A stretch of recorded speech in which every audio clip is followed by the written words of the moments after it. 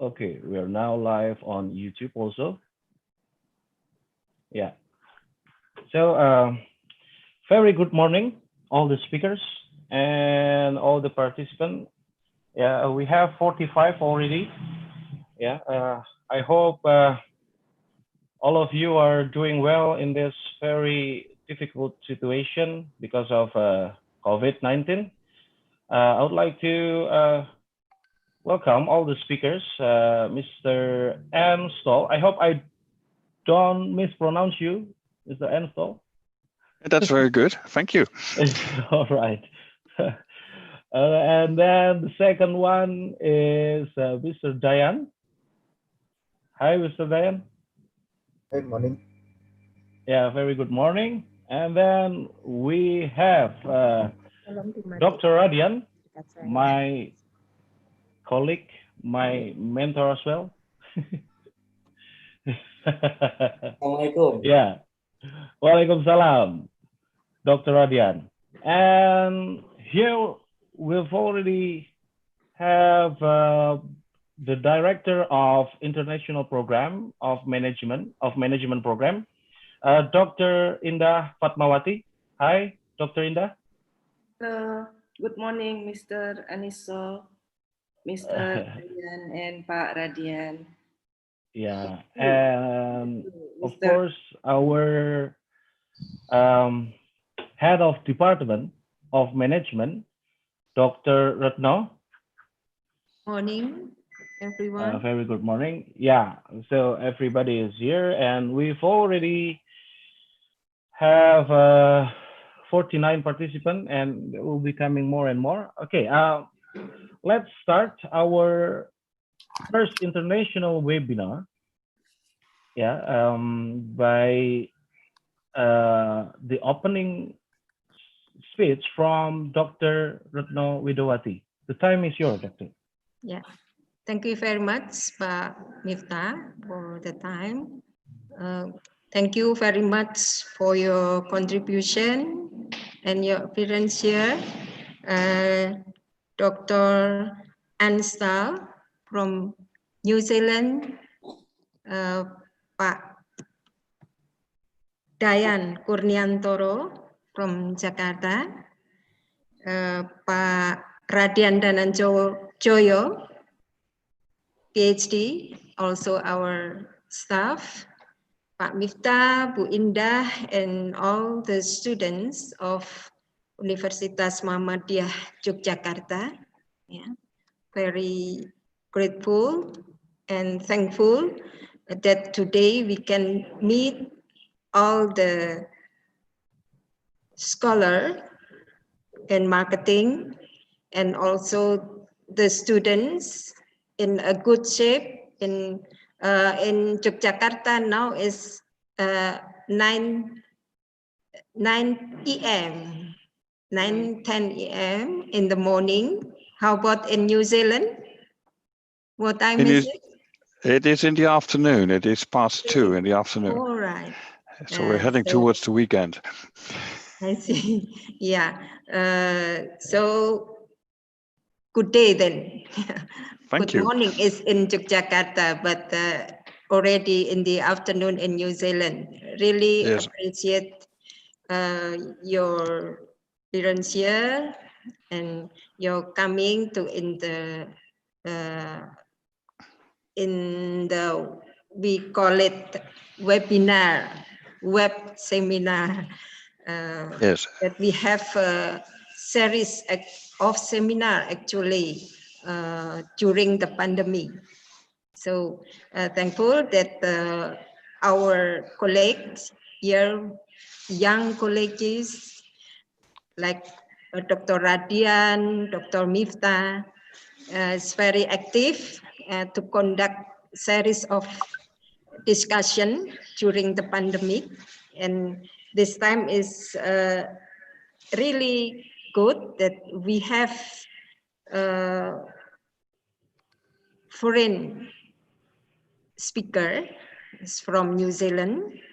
That today we will pick a very important topic. It's called the overview of retail marketing. Yeah, as we know that during the pandemic, blessing in disguise is another business is booming. It's called the e-commerce or using internet business.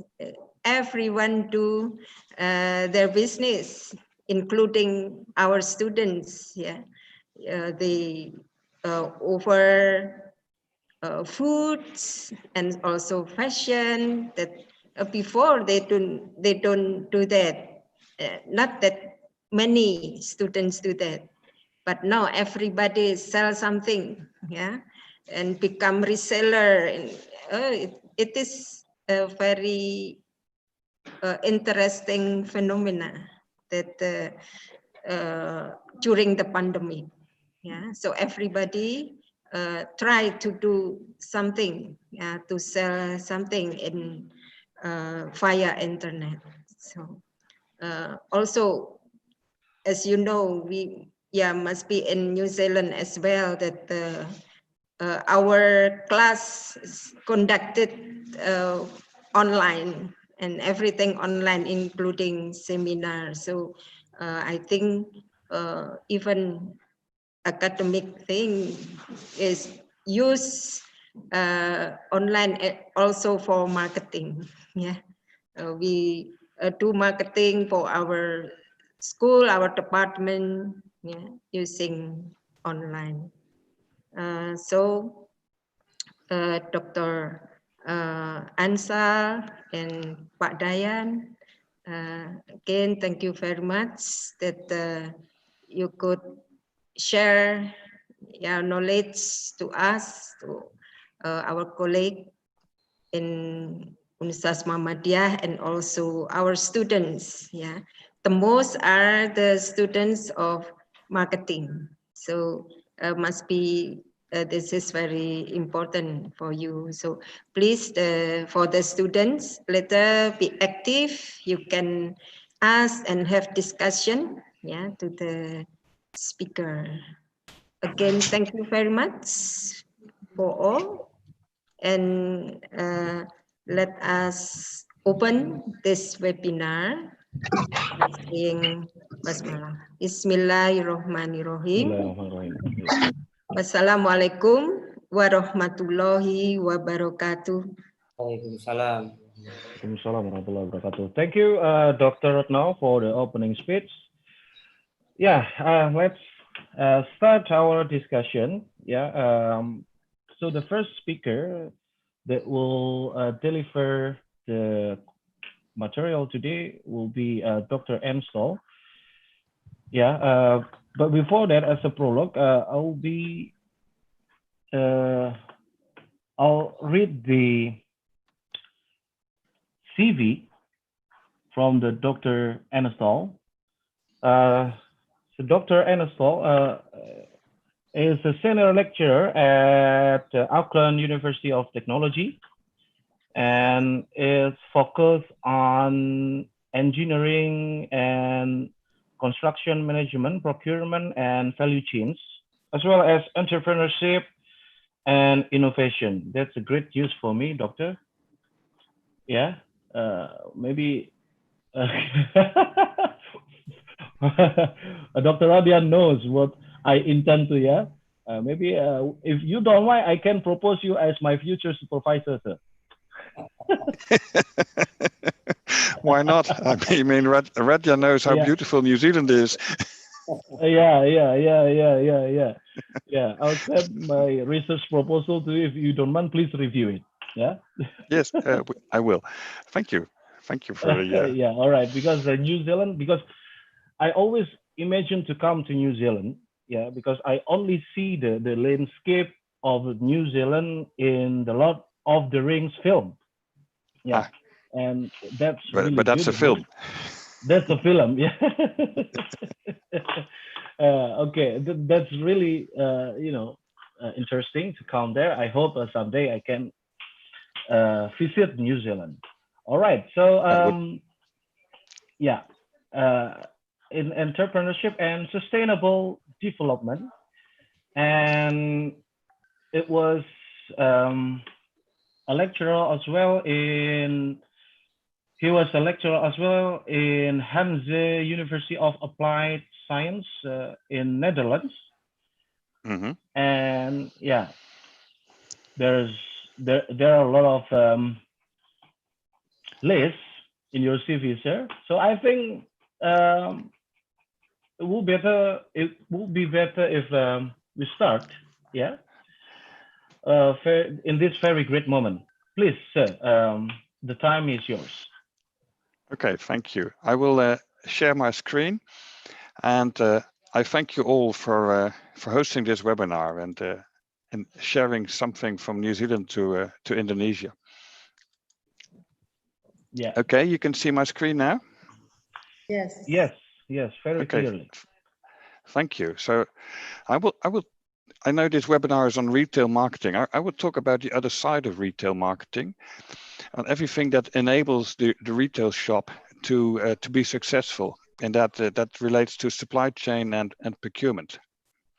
And I will, as I've got a lot of text for students who want to are more visually, then I've got some pictures as well. So this is one of the pictures near my home in Auckland, where you can just walk to the sea and have a good view and do some other things.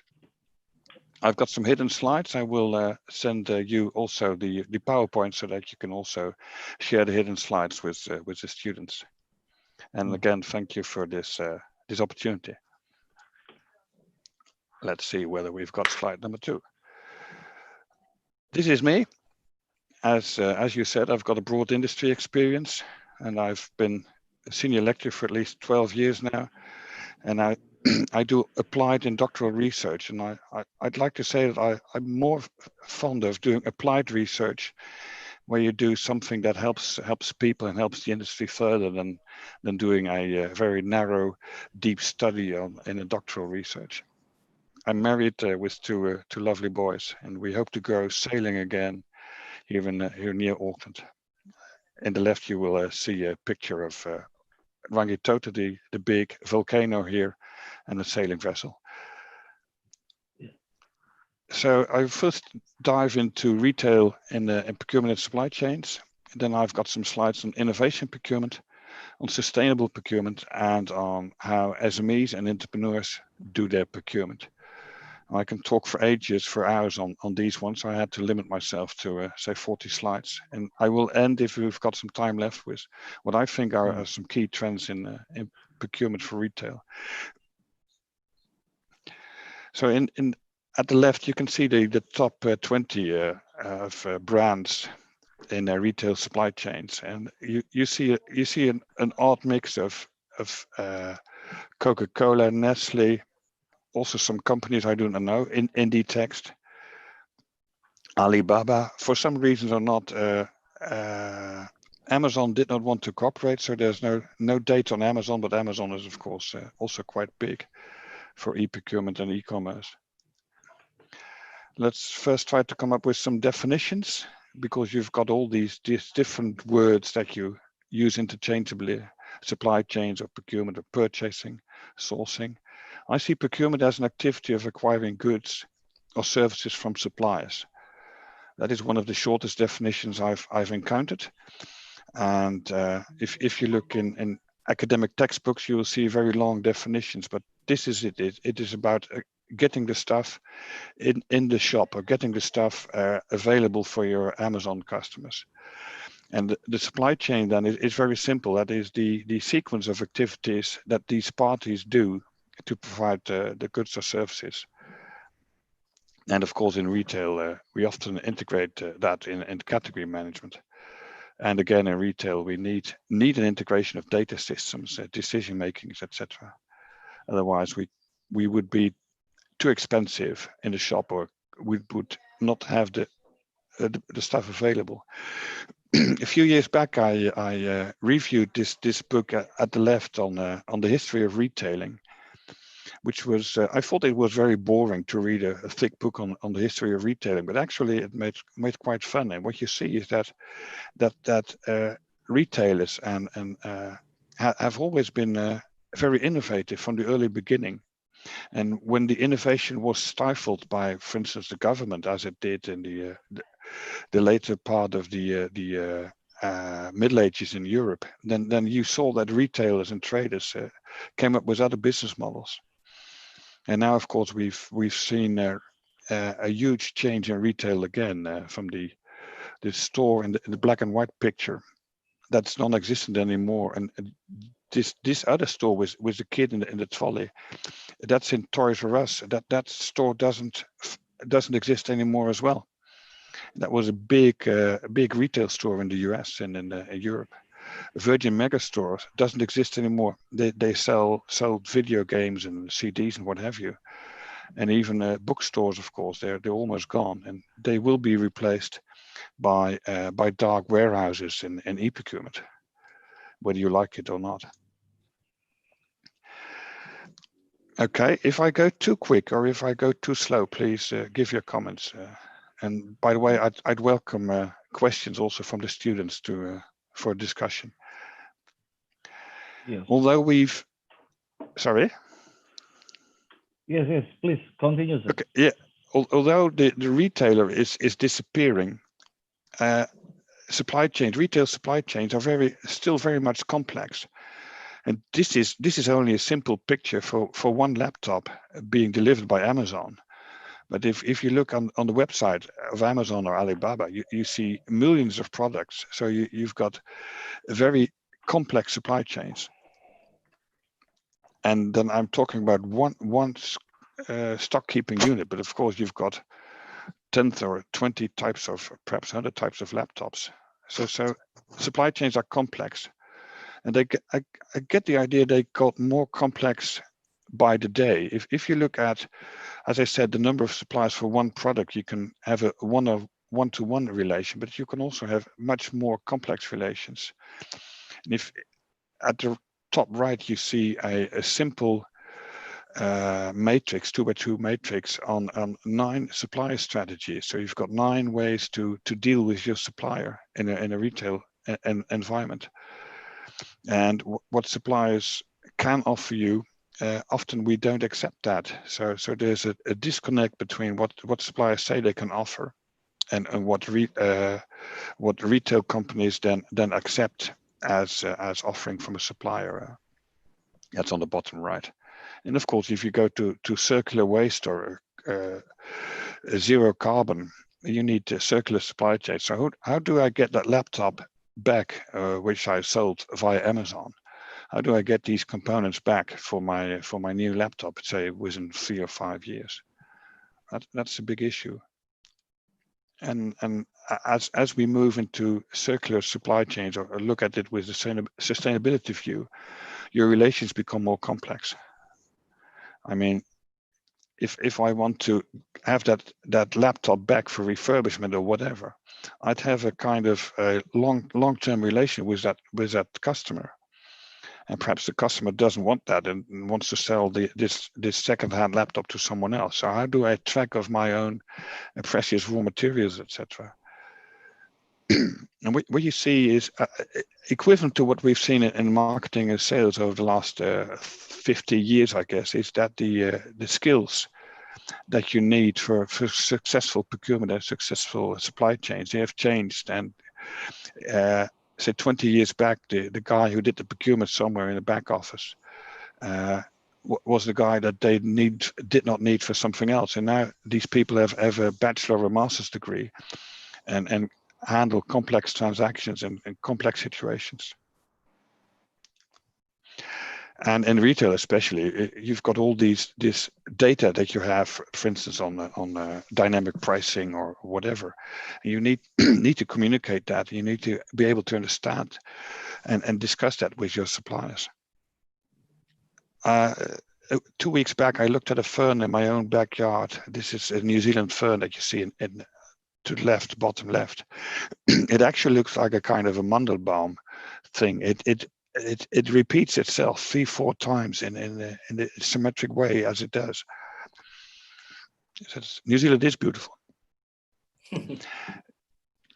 So what you have to do, you have to make right choices, and the basic choice is what kind of what kind of supply chain type do you need in your retail?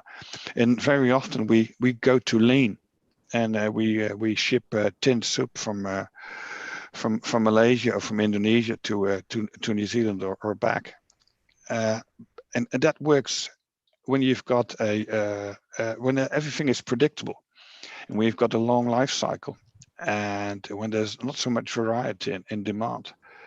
But nowadays, people decide tomorrow that they want to buy something from a hype or whatever. So you need in retail, you need to be more innovative. You need to be accounting for high variability and unpredictability, etc. So you also need to be agile in your supply chain. And you can only do that if you integrate well and if you've got your data management on order. So the efficient customer response, where you use the data of the stuff that you sell in the supply chain in the supermarket, that data goes immediately to the firm or to the farmer that manages the raw material, and only then it works. And what we see is that change is a constant. I mean, even if you look at a retail a year back or 5 years back, it is difficult and different from now. And as this Greek philosopher said, you never step in the same river twice, and your environment and the company will have changed.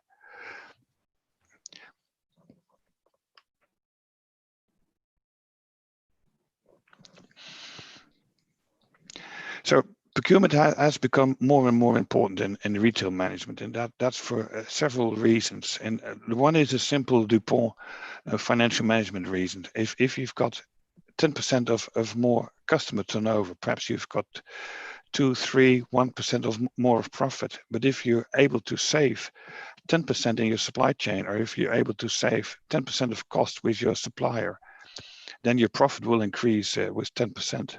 That's a very simple reason. And also, of course, 80 or perhaps even 90% of the value of what you sell in your supermarket or via Amazon or whatever is created by the supplier. Actually, you do not offer much value yourself. You offer the availability and that they can pay, etc. If you turn this around, then you can also say that, hey, 70% of your sustainability issues cannot be resolved in your supermarket, or can it be resolved on your daily market or your specialty shop or whatever. You have to solve that with your supply chain. And procurement hence is responsible for 50 to 70% of all sustainability issues in supply chains. Because if we don't buy it, no one will make it. And you can call that the first law of style.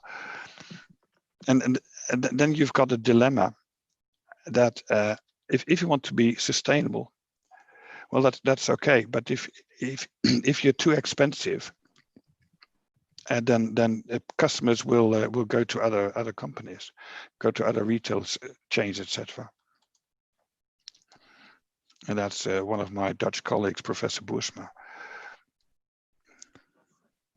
That was the introduction, a very quick introduction on retail supply chains. And I'd like to dive into 3 aspects that are important to your retail procurement. And one is buying innovations.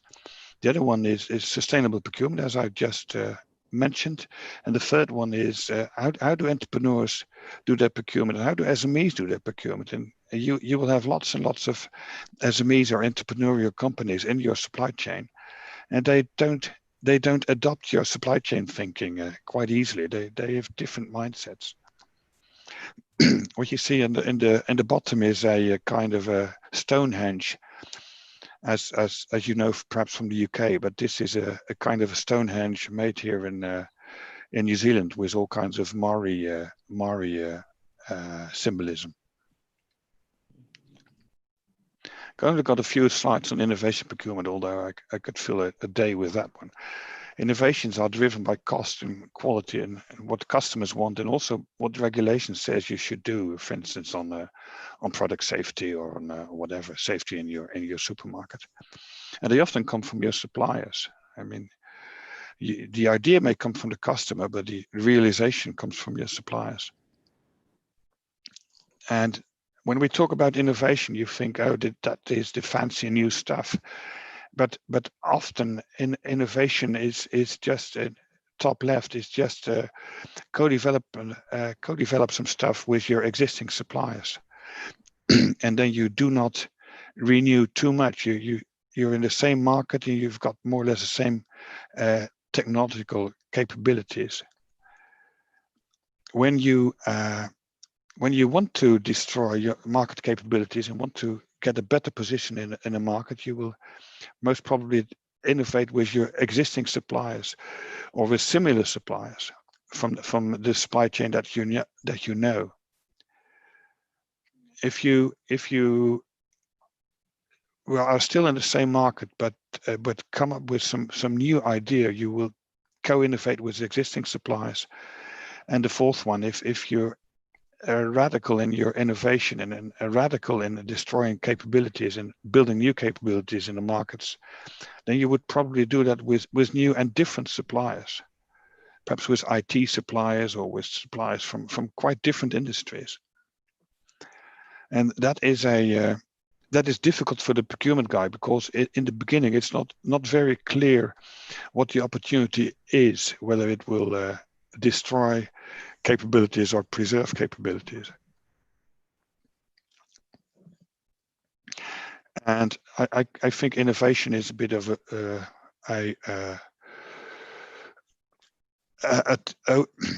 overrated as a term. Often what companies call innovation is just making product extensions, modifications, upgrades, etc.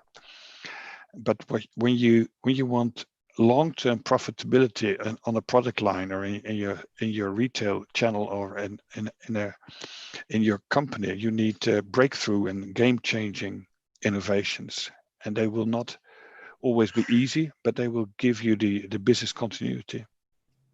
And as I said, they need not come from your own company, but come from your supply chain or even a different industry. And that's all thinking based on Cooper and on Chesbrough and Kleinsmith. These guys made some good progress on that one.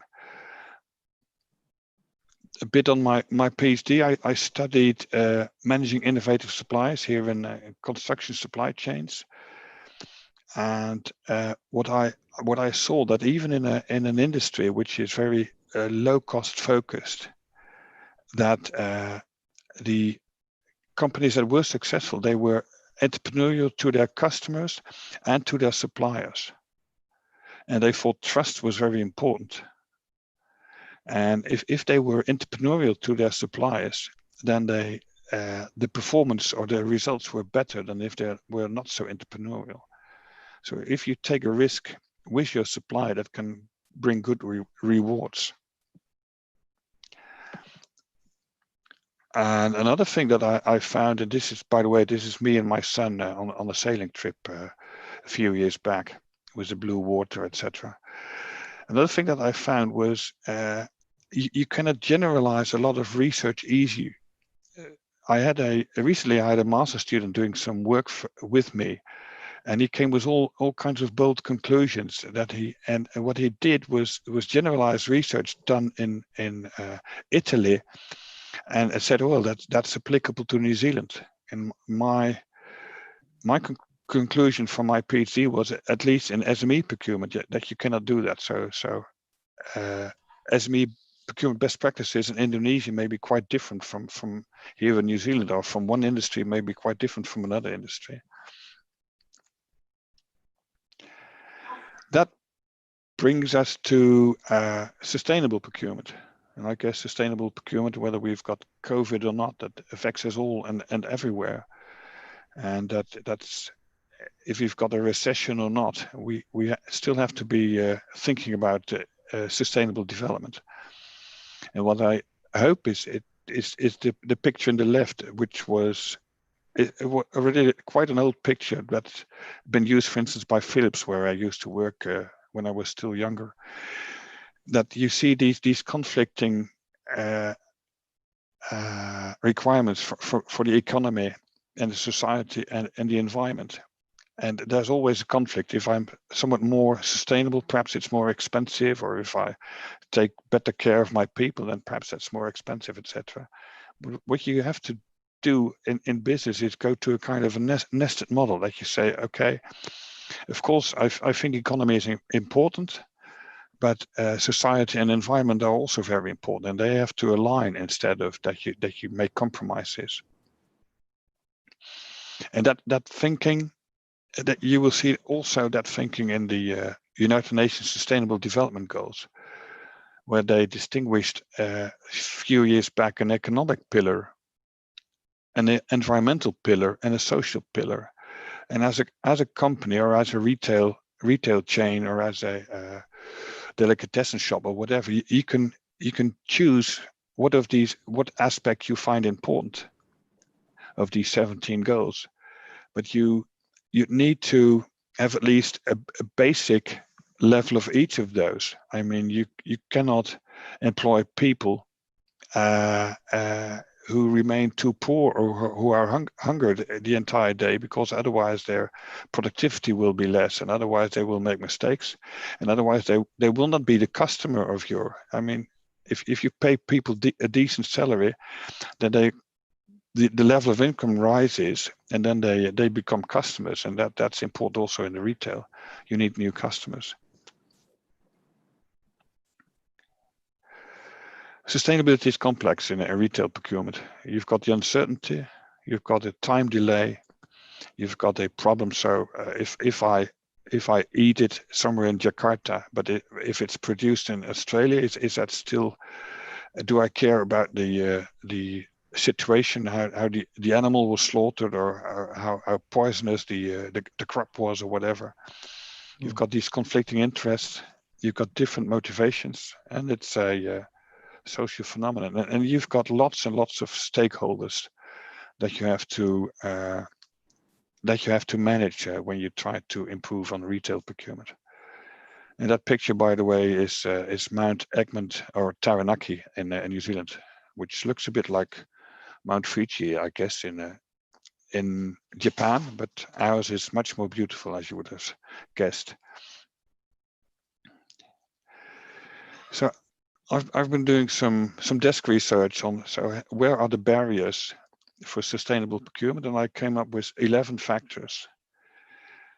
And it will depend on the circumstances which one is more important or less important. I guess lack of personal leadership and lack of commitment from your top management, that's an important barrier. Lack of skills, number 6. Also the lack of tools. Lack of tools to make good decisions. Inflexible procedures can be a barrier. And if you're unable to measure your effort and the impact, then your boss will not allow you to spend money on that one or spend time on that one. And I guess another barrier is the lowest price mindset, instead of looking at true cost and externalities.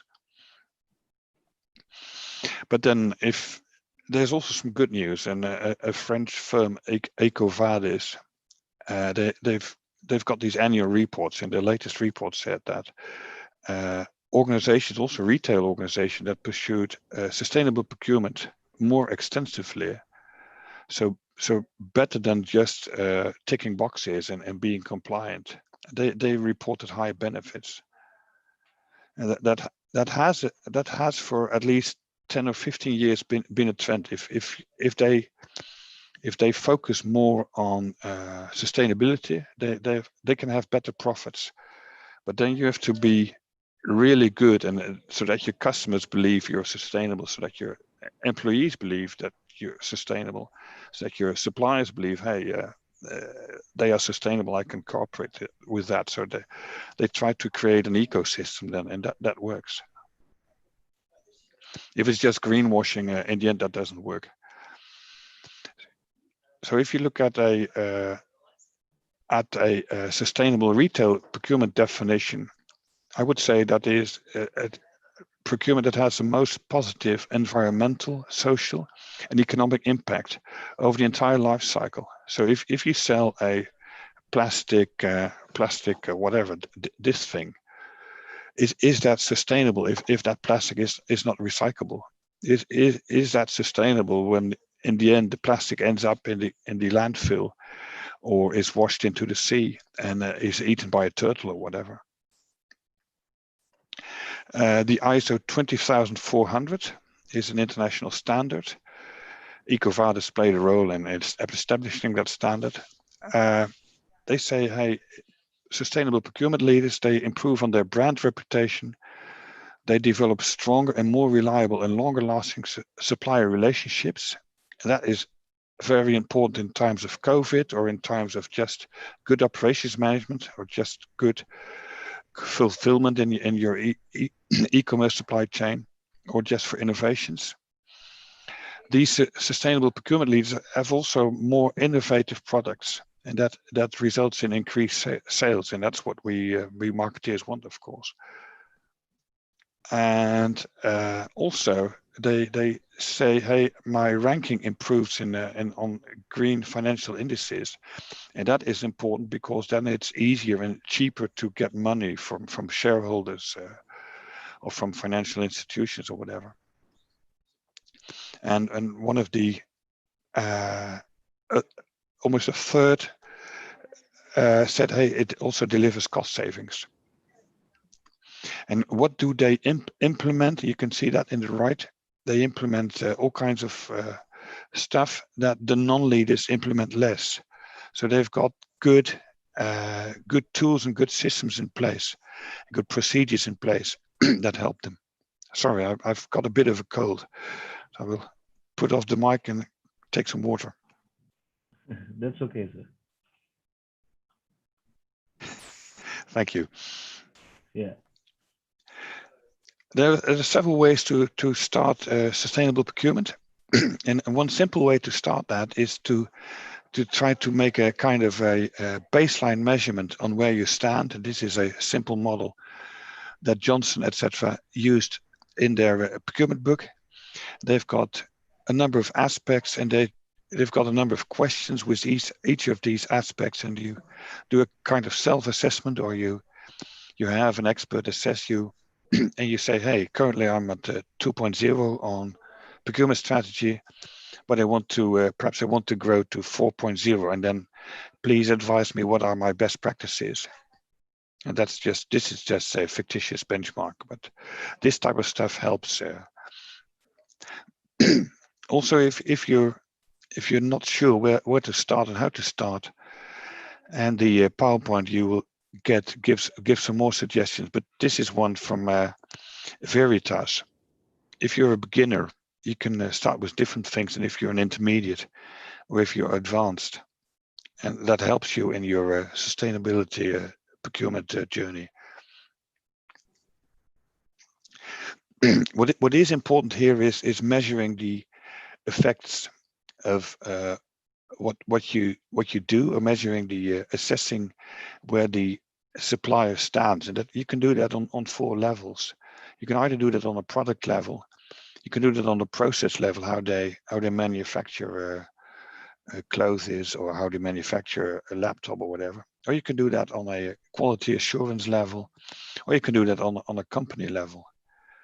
And then there's some debate whether you should monitor and control your supply base on this one, or you should be more in a collaboration mode and mentoring mode, and have discussions on how you can jointly improve the quality of the supplier, so to say, on this product process, etc. And that will depend on what type of relation you have and what type of supplier you have. If you use a kind of monitor and control system for each supplier, then and every circumstances, then your suppliers will see that as ticking boxes and not discuss the real problems. But if you go on collaboration and mentoring too much, then perhaps your supplier thinks, oh, he's a nice guy, or that's a nice company, but does not really improve. So you have to come up with a good mix on what type of assessment you use, and how you then discuss the results. Do you use that to kick the supplier out? Do you use that to develop the supplier? Do you use that to stimulate, to pay more money to the supplier or less, whatever? One of the things, of course, that we in retail have is we've got all these logos, all these retail labels, and this is a picture from I guess from Australia, so I don't know whether it's all relevant for the Indonesian situation, but it shows you that as a customer or as a commodity manager or as a marketing or sales specialist in a supermarket, it is very difficult for me to assess what product is good. And if I say, hey, I only allow for this label and not for that label, how does that relate? And will you indeed procure better materials? These retail labels, all this labeling and this methodology is often based on a life cycle approach for ISO standard 14044, and it says, hey, you need to define a scope, you need to define or analyze what you're talking about, you need to try to assess the impact, and then you try to come up with an interpretation. And the interpretation is perhaps that you do a gold, silver, bronze label or what have you. And then you have to, your system has to be so solid that you can, that it is independent of the type of supplier and independent of the type of the assessor. And that's a thing, what procurement people are struggling with. But we make progress over here. I mean, 10, 15 years ago, we did not have these methods. And if you've got a rigid method and if you apply that rigidly, you can come up with better labeling. And perhaps these 100 labels will be reduced to 15 or 20 very good labels, and the rest will just disappear because they are unable to demonstrate the impact that they make. Slide 45 now. To the left, you see one of these very peculiar New Zealand ferns. And this is a Takuru, so a young fern that symbolizes growth and wealth and health and that kind of stuff.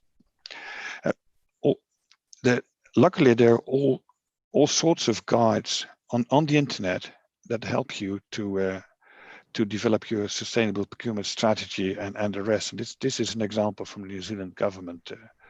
Already 10 years old, they've got seven guides, which are quite good for public and private organizations. I selected one method of implementing sustainable procurement, that is the ISO 20400, and I focused on this one because it helps. It's a common language. You get a practical framework. If you do this, it will protect your reputation, as you can say, hey, I'm working via this ISO standard, which is a good brand, I guess. You get ahead of future client and regulatory requirements. You take a competitive advantage in your industry by seizing opportunities to innovate, and you demonstrate supply chain engagement in your reporting or other indices. A lot of countries have adopted this ISO 20400 standard, and I know that there is some movement in Indonesia as well to adopt perhaps the next version of this standard. I know that one of the Dutch standard members of a Dutch employee of the Dutch Standard Committee went to Indonesia, I think 2 years back, and had some discussions with your government on that one. As you can see in the bottom right, New Zealand also does not adopt this standard as yet, but I've got some hope that in the future they will. So you can see, I mean, it's 65% of the world population, it's 85% of GDP, and 73% of world emissions. So if companies and public organizations use this standard more often, we've got hope that we can make supply chains more sustainable. What they did in this standard is very simple thing. They've got say, hey, I've got things to organize on a management level. I have things to organize on a procurement management level, and I have things to organize on the people who are actually working in the process. And what we did when I worked at Hanse Hogeschool, Hanse University, I piloted with a Dutch Procurement Association, the Navy, and we came up with a questionnaire of 60 questions on these 3 big topics. And we had students work in 10 organizations, 22 bachelor students, work in 10 organizations and make a kind of a zero measurement, a baseline measurement on where they stand. And what you see is, and you see that quite often, is that CEO, the top management, they think, oh, we're doing quite fine for a baseline measurement. And procurement management is, oh, well, I can see some trouble, but the people actually working in procurement processes or in logistics or in fulfillment processes, they say, please help me, because I don't know what you're talking about, dear CEO, and I don't know how to do this. I lack tools, I lack skills, I see an unclear decision process in my organization. So there's some work to do here. And by the way, these results from our 22 bachelor students, they were in line with Navy results on a larger scale. And what these students did more was they came up with improvement plans for each of these 10 organizations. So they had 20 improvement plans helping these organizations, and they were insurance companies and universities and chemical plants and all kinds of large organizations with 10 improvement plans, and that was quite good, I guess. The fourth and almost last topic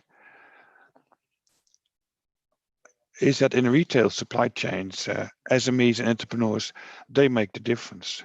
They innovate, they are flexible, they come up with new ideas. And larger organizations, they just manage a process, and that's the difference. Of course, they are result driven, etc. But often SMEs are very important in your supply chains, although you don't often see them. But if you look well into your supply chain, you will come to that small organization that delivers key products or services to you. This is a picture of Greymouth, a very small town, the west coast of New Zealand on the South Island, and you see some small retail shops over there. And also, as I said earlier, the procurement and supply chain thinking differs from textbook theory. If you apply this textbook in a large organization, then you will be surprised that it doesn't work in a small organization with 10 or 15 people. They haven't got the time to read 300 pages, etc. So they do it differently, but they can make big steps in going green. So I've got some research here 5 years back from Hungary, where 100 SMEs said, well, this is what we do on sustainable procurement. And actually, if you look at this is very much, if you look at the bigger ones, these are best practices that also the bigger ones use. So some of these SMEs are very good, but the majority of SMEs don't have the time and resources to do this. As I said, entrepreneurship is creating new business, run risks, and capture opportunities. And procurement is more on process management, low risk planning, stakeholder management. And these contradict each other. And these procurement people have different worldview than entrepreneurs. As marketing and sales also often have a different worldview than compared to procurement people or supply chain people. And that's not good, because they can learn from each other. And we live in a very volatile and uncertain and complex and ambiguous world nowadays. And procurement can only excel if they are more entrepreneurial.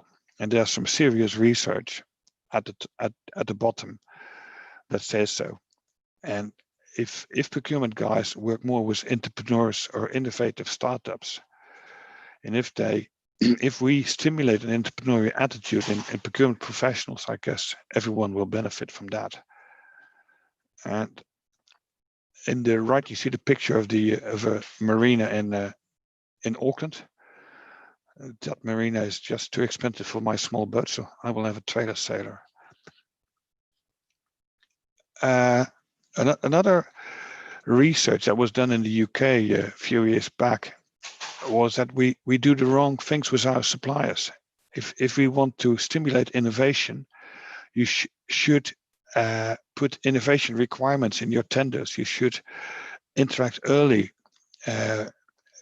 with your suppliers. You should have the suppliers interact early with procurement. You should not specify technical stuff, but you should specify the ambitions you have or the outcomes you want. And what we often do is that we use competitive tenders, that we use framework agreements, that we minimize the contact time between the buyer and the supplier organization. And that doesn't help. That strictly doesn't help. E-auctions are even worse. There is a slide which I will show in a minute. But first, another one on entrepreneurship and procurement. One of the issues that we have in retail supply chains is, how do we find these innovative suppliers? Where are they? So one of the things that I'm developing was a Dutch IT scale-up, it says. Scale-up is developing a mobile app so that procurement professionals can try to come up with a long list and then a short list of suppliers that are innovative and that would be willing to work with you. And that's quite complex, because if you go on Google and you say, hey, find me innovative suppliers on Java within a 100-mile range from where I live, then Google doesn't help too much. It will either give you a lot of garbage and or too much potential suppliers. So what this app does is it scrolls the internet and uses much more sources than only Google to and artificial intelligence and some deep data mining to come up with a better shortlist. Very interesting research, but because when you then try to narrow down that list to say 3 or 4, what criteria would you then use for your to select an innovative supplier? Some other research I'm engaged this is the business model canvas, as you will recognize. And the business model canvas is a very good tool that focuses you to realize a value proposition for your customers. Your customers on the right. What the business model canvas does not do is then say, hey, it says something at the left on key partners, what key partners do I use, etc. Actually, that information is very limited in the handbooks, because the focus is always on the customer. So what I had a student do, Janice Sweep, she came up with a questionnaire, again, that the business owner or the team working on this business model canvas should ask themselves if they want to have a sustainable product from a supplier. And she came up with 15 questions, which was very good. And this type of research will help, and we will continue this research, will help improve these business model thinking,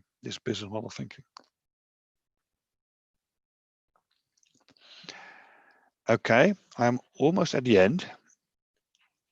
I've got 4 procurement trends, and I hope you've got some energy left. The one thing is that if you want to select the best supplier, which is very difficult, and if you want to then select and manage them in a good way, then you need to be more friendly. You need to be open for their suggestions. You need to allow them to come up with their ideas. And this is a slide from the same researcher, Rigby from the UK, 2013. If you've got a more if you've got a more supplier-friendly process, if you take allowance for small suppliers or suppliers that perhaps struggle financially, and then in the end your results will be better.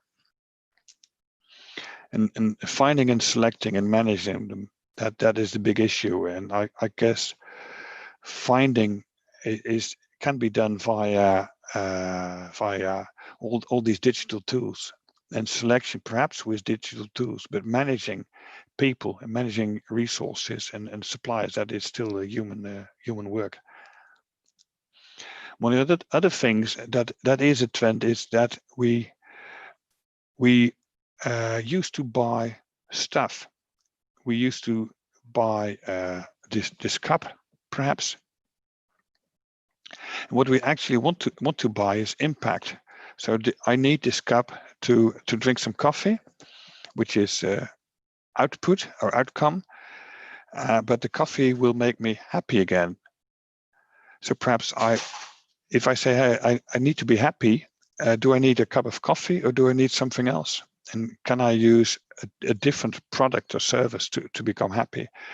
And also vice versa. If we buy stuff, be it sustainable or not, we must consider all effects of our procurement and supplier relations. And I guess that's a trend that will be very big for the coming decade. Another thing that I found while doing some research on the impact of COVID-19 on procurement and supply chain here in New Zealand was that there's lots of research that says, hey, you should do this or you should do that, but in reality we don't often do that. We're driven by wrong objectives, wrong KPIs, use wrong models or theory, or use these not in a proper way, or don't use them at all. So what I found out was analyzing, so why do we have an issue in procurement and supply chains here in New Zealand during this pandemic? It is because we didn't prepare. There's a report from the World Economic Forum in 2012 that says, hey, we will have a pandemic within the next decade. And we still had a short-term and cost-driven culture and didn't do too much risk mapping because that was seen as too expensive. Okay. And what also a big trend, I guess, is at the bottom left, you see the 9 strategies that you can have towards your supplier. And that was already very good at that time. And then 10, 20 years later, you've got this McKinsey coming up with 64 strategies, which you can read in their book, Purchasing Chessboard. And to a certain extent, that helps.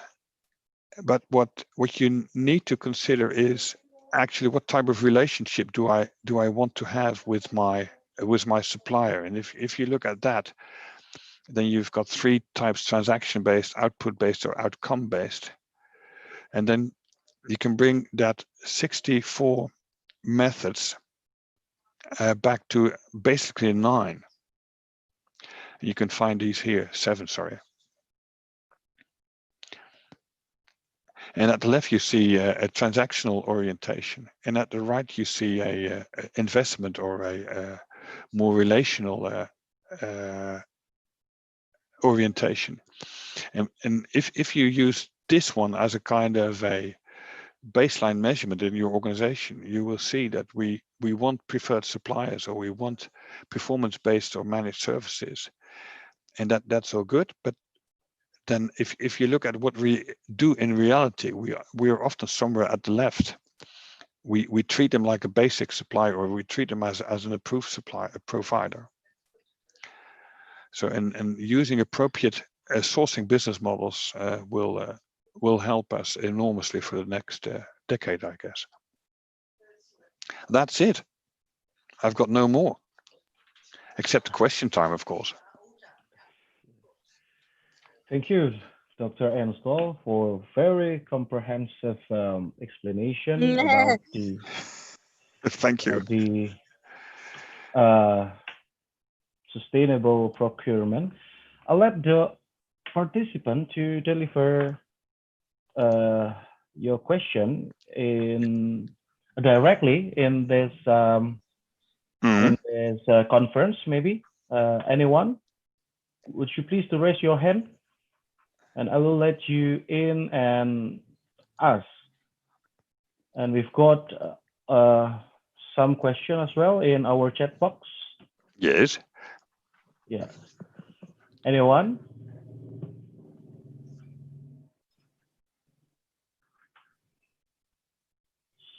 Soleha. Oh yeah. Okay. There are 2 questions there, I think. Yes, there are 2 questions over there from Nadia. Question. Yeah, in the chat box. Maybe we can start from the chat box first. So. Yes, why not? Yes. Good afternoon, Dr. Stoll. What is the most appropriate construction supply chain in Indonesia? Is it possible to implement your construction supply chain model in Indonesia? All right. That's a very good question. Yes. But I'm afraid that's not a question I can answer very well. I mean, if I saw some Indonesian literature on cooperating in construction supply chains, so there is apparently there's something going on in your country as well on cooperation in supply chains and construction supply chains. At the same time, it is difficult. I realize that, and I don't have a set of best practices that I would say, hey, you can use that easily, but you can try to talk to people and say, hey, I've got this best practice. Would that help in your situation? Perhaps that's an idea. And I tried to write 350 pages full of text on that one. And I know Dr. Rajan's PhD was a bit less words, I guess. He used few words. Yeah, in theory it's possible. I don't know whether it's possible in reality, but you could try to investigate a pilot project, or try to start up a pilot project, or discuss with a company or some companies in the supply chain what possibilities there are. I hope that helps, Nadia. All right. I hope it answers all the questions. So maybe we can conduct research in Indonesia to see whether it is applicable or not, because of course the condition between countries might have a lot of differences. I guess so. Yes. So, yes. We see we observe.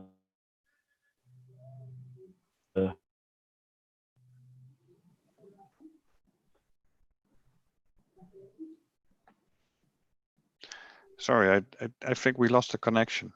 Is that correct? Yeah, I think, yeah, you can. Yeah. He's back. Okay, it's back already. Okay. Yeah, you're back. Soleh Halwani, would you mind to deliver your question directly? Yes. Yes. All right. Yeah. You think Dr. Stoll? Yes. So I got 2 questions here. Well, before I'm going to go to the question, I just like to let you know that everybody where I work for a PR marketing for retailers. So I'm handling one of the technologies company that target retails. Okay. So that explains your question indeed. Yeah. So number 1 on the innovation, of course, with the ever-changing technology in Industry 4.0 for today is happening in all stores and warehouses.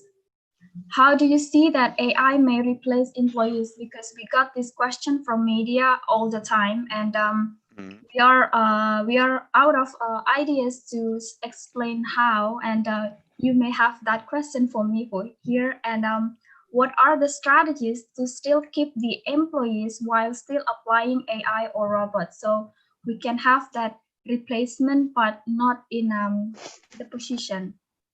So number 2, on the sustainability, what are the best practices that have implemented by New Zealand or in New Zealand that can be adopted here in Indonesia to reach customer, especially for retailers or small retailers that have implemented sustainability, which costs most money in spending the product, as you mentioned earlier. But you know that the customer are more spent on the low cost product, which dominated by huge retailers that not considering the sustainability. Because in 2050 in Indonesia, if this keep happening, the waste in the ocean are more waste than the fish. So I like to know your view on here. Thank you. Yes, thank you for your very good questions again. On Industry 4.0 and the effect of automation and artificial intelligence, etc. You see so many different views. There was a report from London School of Economics that says, well, perhaps the job profile will change, but the jobs won't go. That may be true in some industries, but as you see the advance of e-commerce and Amazon, etc., that will cost jobs in the high streets. So supermarkets will, unless they can change their function, supermarkets will disappear and shops will disappear.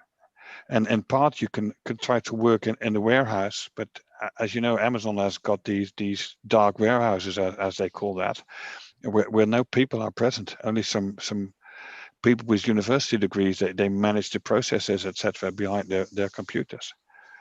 So especially the lower the jobs that you don't have much education for, I guess they will have to change. And that's I think that's a threat worldwide. I'm not too happy on that one, although a lot of people are more happy on that one, I must admit. But then we've always been creative, and perhaps we will come up with new services and new products that still need a lot of people to work on. One of the things in construction is that you say, hey, if you look at road construction, that's you've got not too many people working in there. So New Zealand currently has an infrastructure project to combat COVID-19 unemployment, and they will put more people on road construction. And that is, from an employment perspective, that's not so efficient. It's much more efficient to upskill people and say, hey, can you please install the solar panels on my roof? That's a lot of work. Or can you please do all kinds of maintenance in my building? New Zealand has an awful state of maintenance of existing buildings. and the supermarkets, yeah, I guess we will see less people in supermarkets than we've seen so far. But as I said, perhaps we come up with other ways to keep people employed. And entrepreneurship is a big one in here, I guess. On your question one, I hope. On sustainability, what are best practices that have been implemented in New Zealand?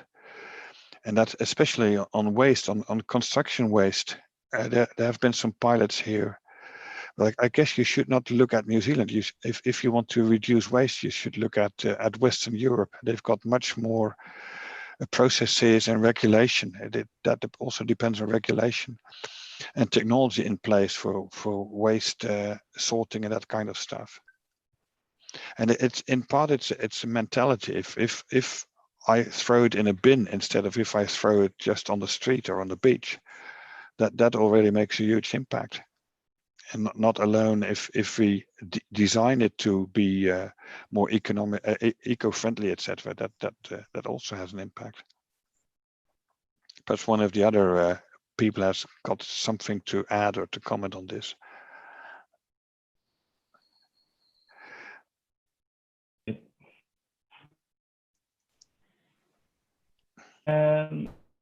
Yes.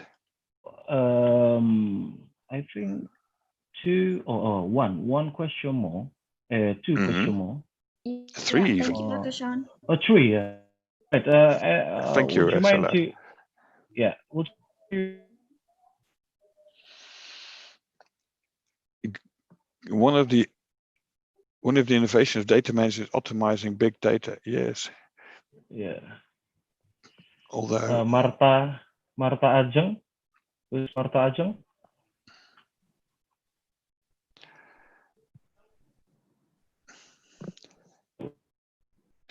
shall I try to answer these questions? Yes. Yes. Also, yeah. How can SMEs use big data to improve their performance?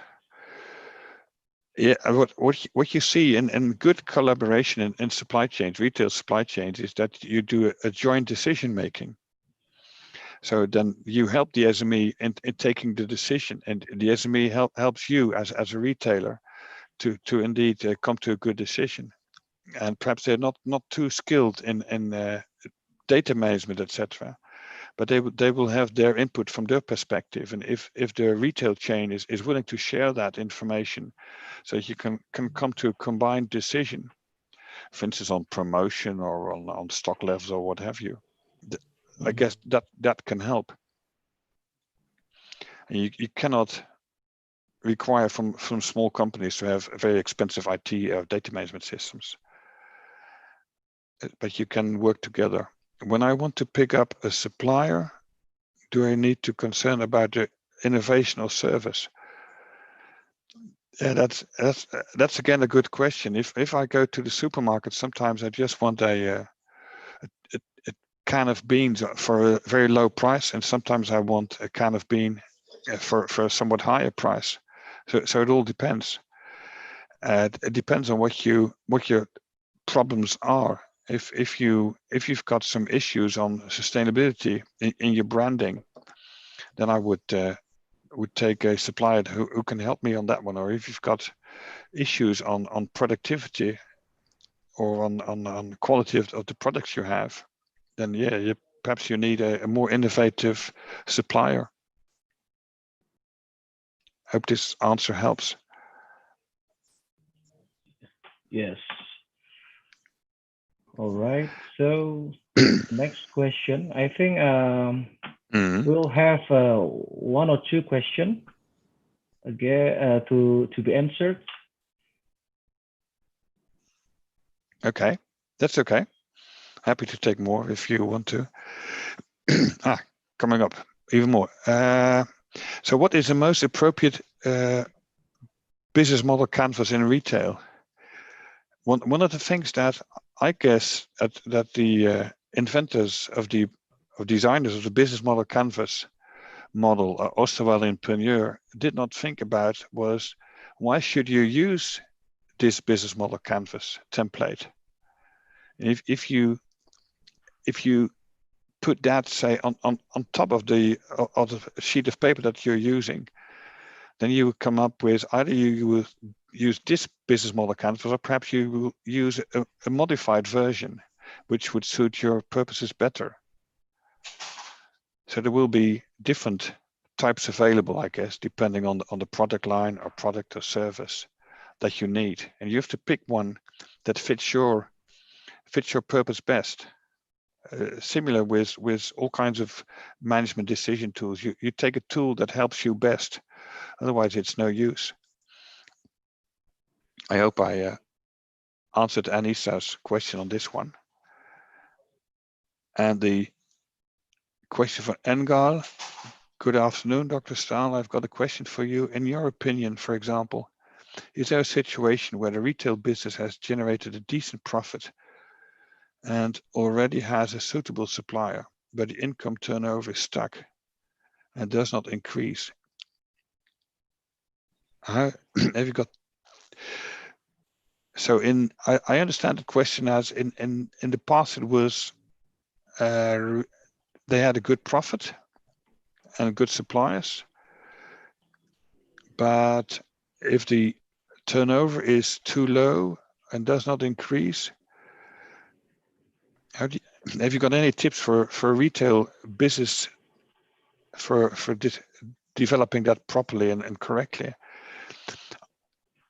Yeah, I would say ask your customers, and not only your current customers, but especially the people that walk by your shop and do not go in and buy stuff, but perhaps do that at a competitor 3 houses further on, or 3 shops further on, and try to get a real customer insights why they do not buy with you, but buy with another retail store.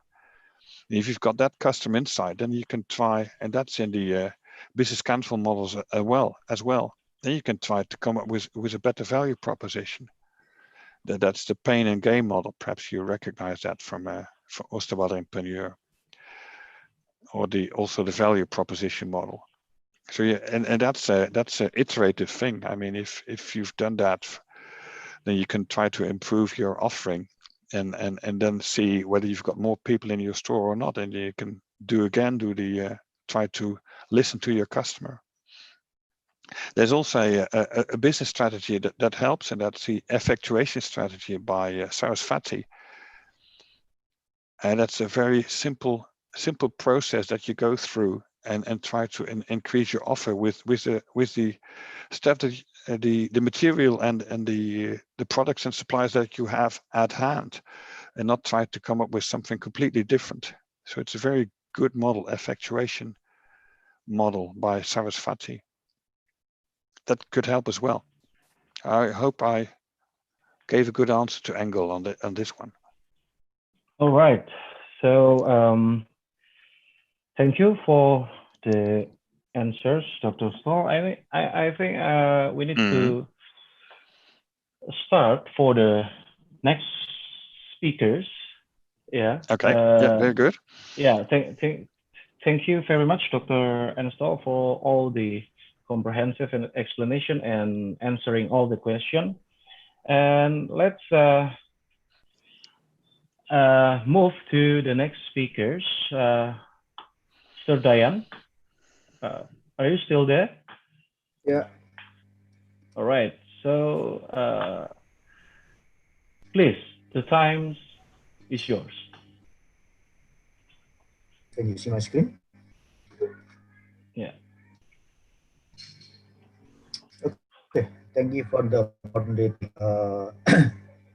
Mr. Anstel has been talking regarding the supply chain and also purchasing process. Then in the next presentation, I will show about actual process, specifically in terms of the building material industry. Because once we determine regarding the supply chain, supplier, and also purchase order from the process, it's a know in terms of the marketing team to how to sell the products.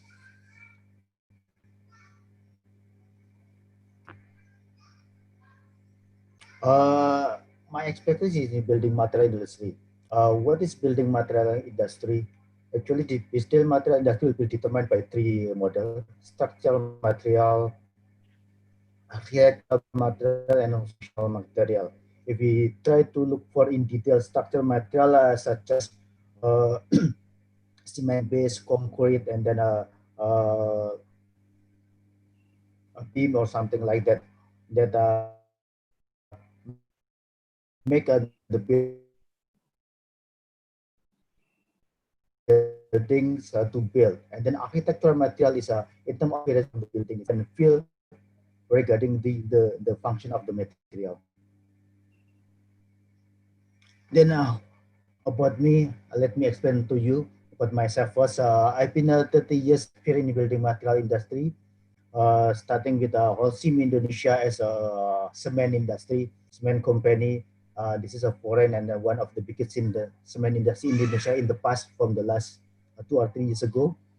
And then start moving to Lysak company. It's an Australian company moving in the truss and also lightweight steel material products.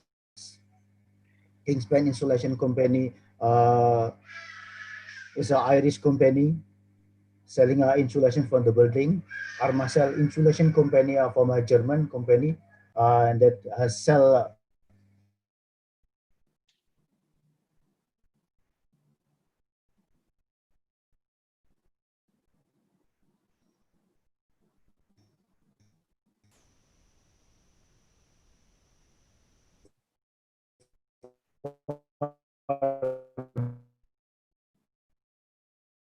in building material sector from 2007.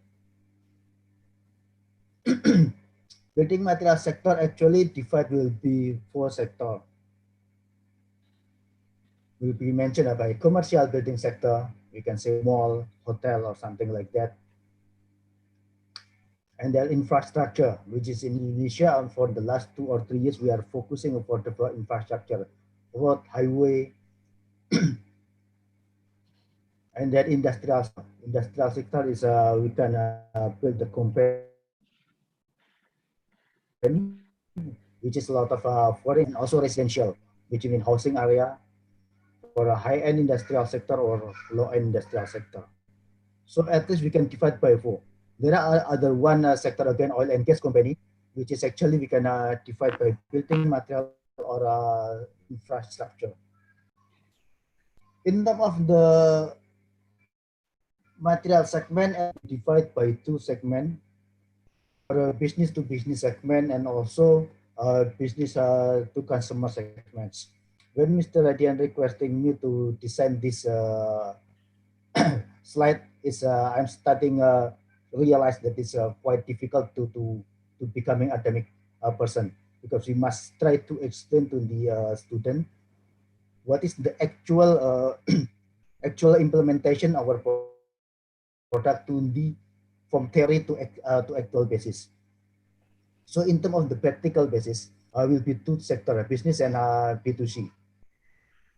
What is a business to business sector? We can mention that business to business sector is we can sell the product directly to the end customer, not through a complete channel. As Mr. Enstella has mentioned, that there are a lot of channel in terms of how to sell and in terms of how to buy the products.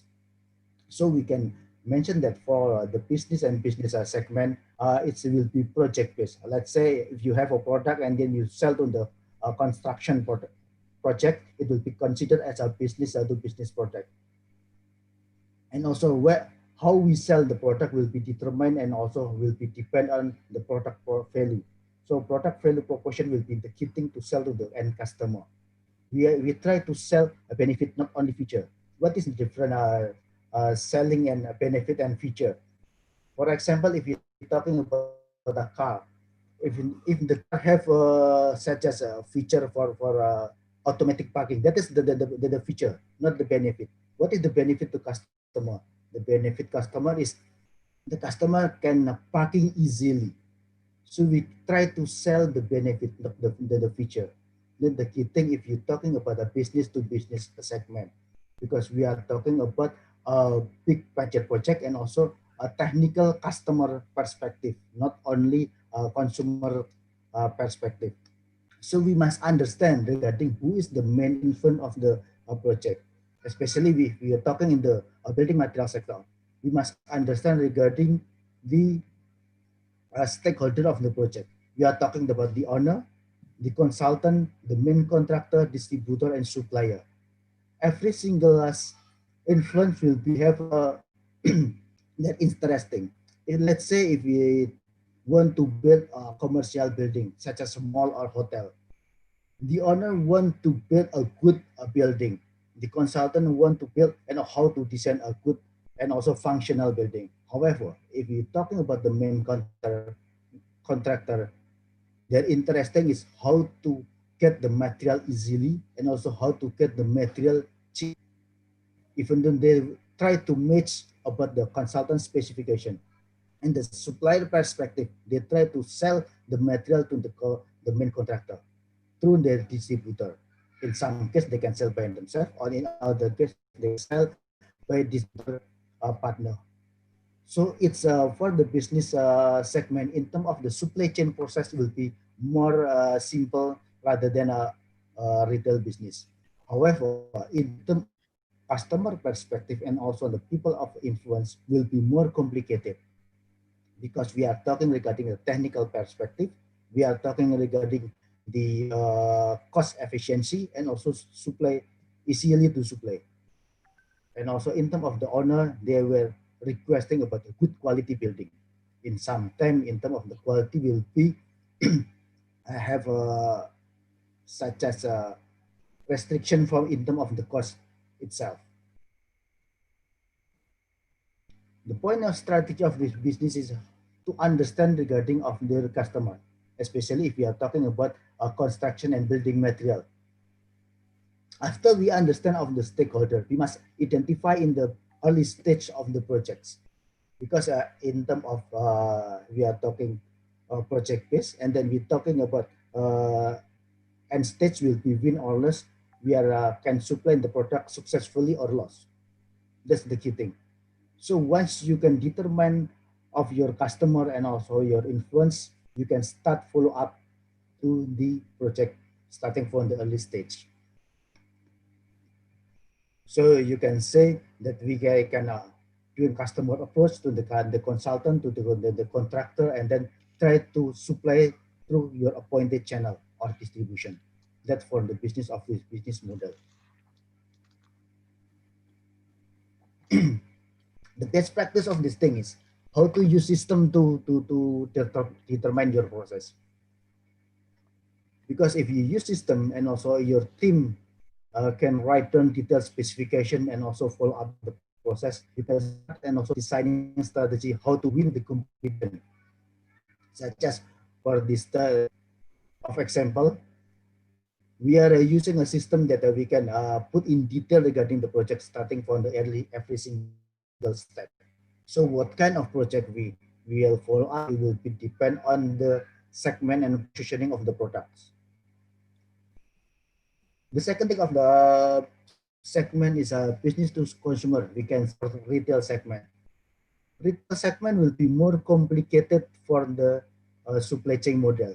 We are talking about market share, penetration, share of wallet, channel and distribution, and also continuously repeat order. Channel and distribution of the retail segment will be more complicated because a lot of layer of the material from supplier until the end customer. If we are talking of the retail business, such as for the consumer good, will be easy. However, if you are talking in the building material, a lot of influence also involved in the decision making. Let's say if you want to build a house, you will be depend on the owner of the building, depend on the mason of the building, architect of the building, and also the contractor of the building. Every single person and also every single layer will be influence on the process of how to make decision to buy the material. So how we determine the strategy to approach the market. In the past, in terms of the managerial perspective, we are only using a 4P, product, price, place, and promotion. However, right now we are start using 7P, which is we try to describe and also to make it detail of the strategy, because we want to make and also want to win the competition. The competition has been changed. For example, in the last 3 or 4 months, we have facing the pandemic, so we cannot meet every single person. So we must change all of the strategy. If we are talking about the marketing mix, place promotion, this is the key thing. On early 1960, 1970, we are just talking 4P, product, price, promotion. However, now we are starting talking about people, process, and physical environment. Fixed price is item for every single item. For the product itself, product is we determine the product and also service that we can be offered to the customer. For the building material sector, provide a good quality product and also services will be the key thing, because we can consider building material is ancient industry. So the value of the product itself will be the key thing, and also will be make the people decide to buy or not buy. For example, type of the products: waterproofing, flooring, roofing, on fire protection. how we offer the product to the customer. It's just product itself or also including the application. If we are talking about cement industry, roughly we just only sell the product. If you're talking about roofing industry, we can sell the product and also application. That will be considered of the products. Product and also services will be also determine company positioning in the market. Is it considered as high-end product or low-end product? Because once you determine your positioning, you must arrange your strategy, your product and services as a considered a premium. You must provide a better quality product. You must provide also a good services to the customer. And also you must ensuring your product exists in the market, especially if you're talking in the retail industry. Because in the retail industry, product penetration and also product existence in the market is the key product availability. Product availability in the market will be the key thing to the customer to decide buy or not buy. So in the marketing team, when they decided of the product positioning, they must choose and also determine the right strategy in terms of the product itself.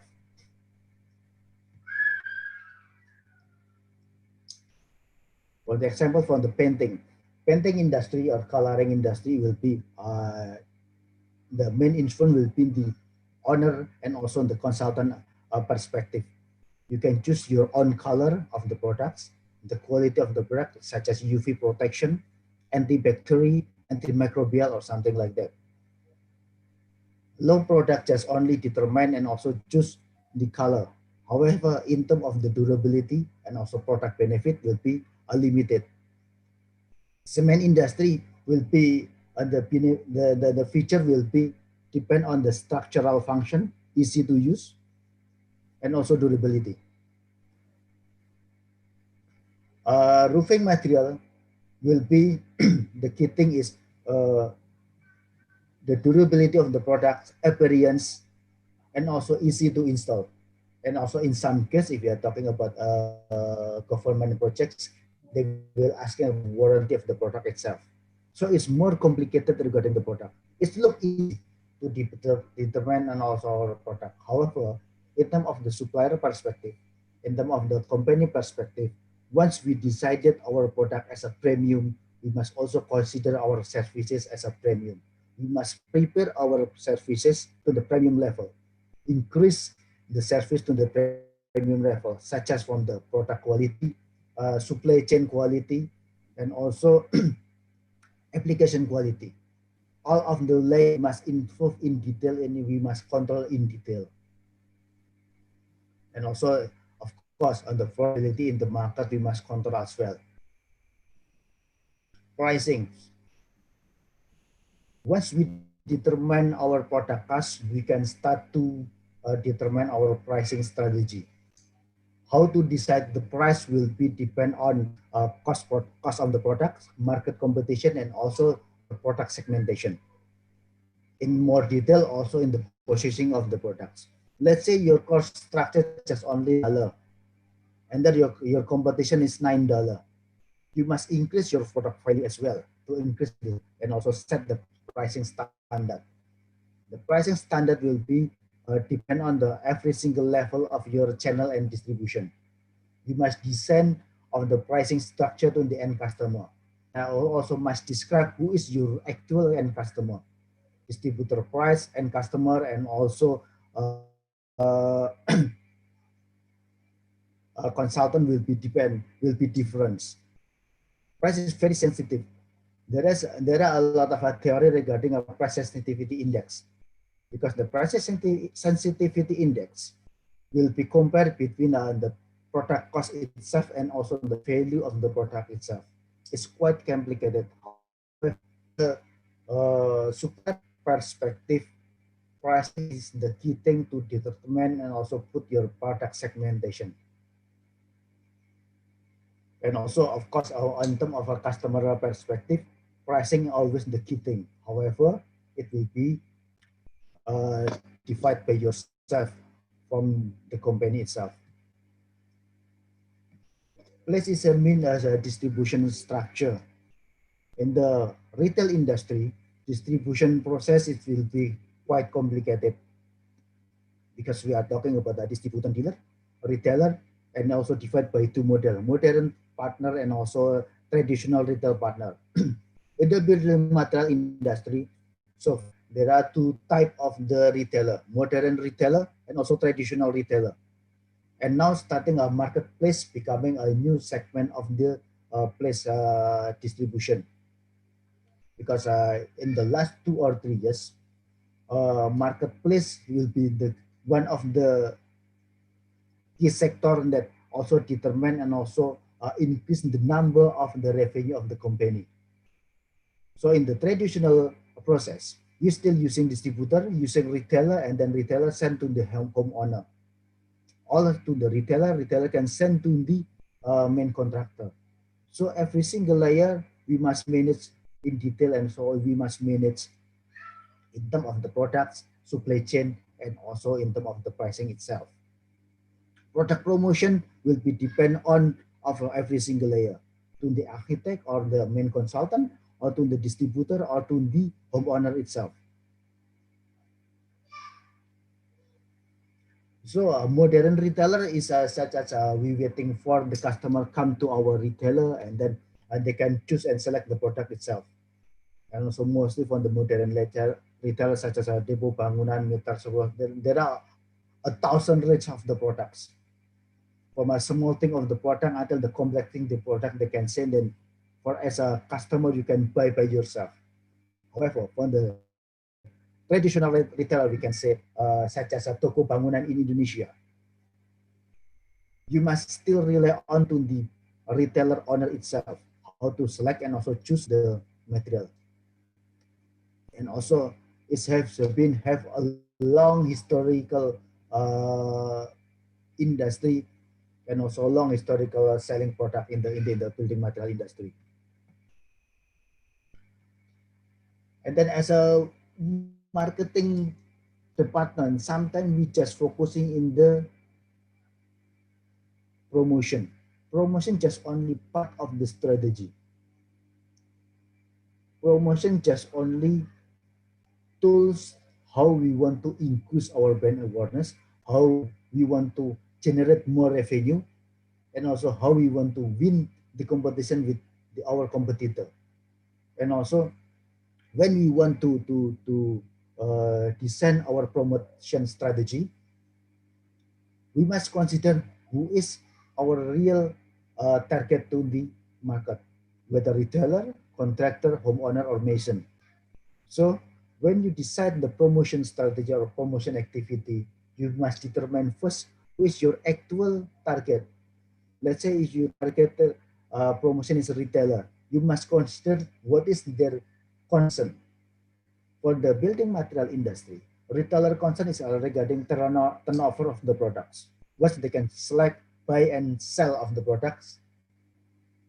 And also they can increase the sale and also buying turnover of the product. They will interest to buy the material. For the homeowner is they want to understand regarding the product of the building material, such as if you want to buy ceramic product, you want to know regarding the quality. So as a company, you must design a good promotion strategy.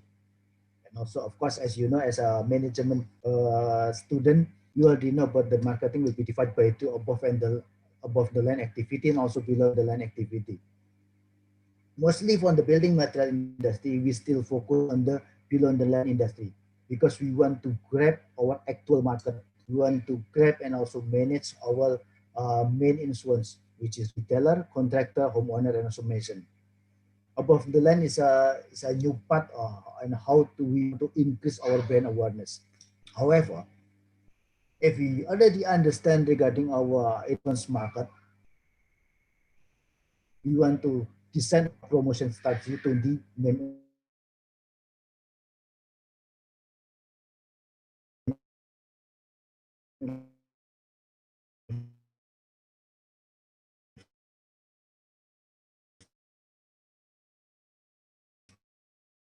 buy their product easily.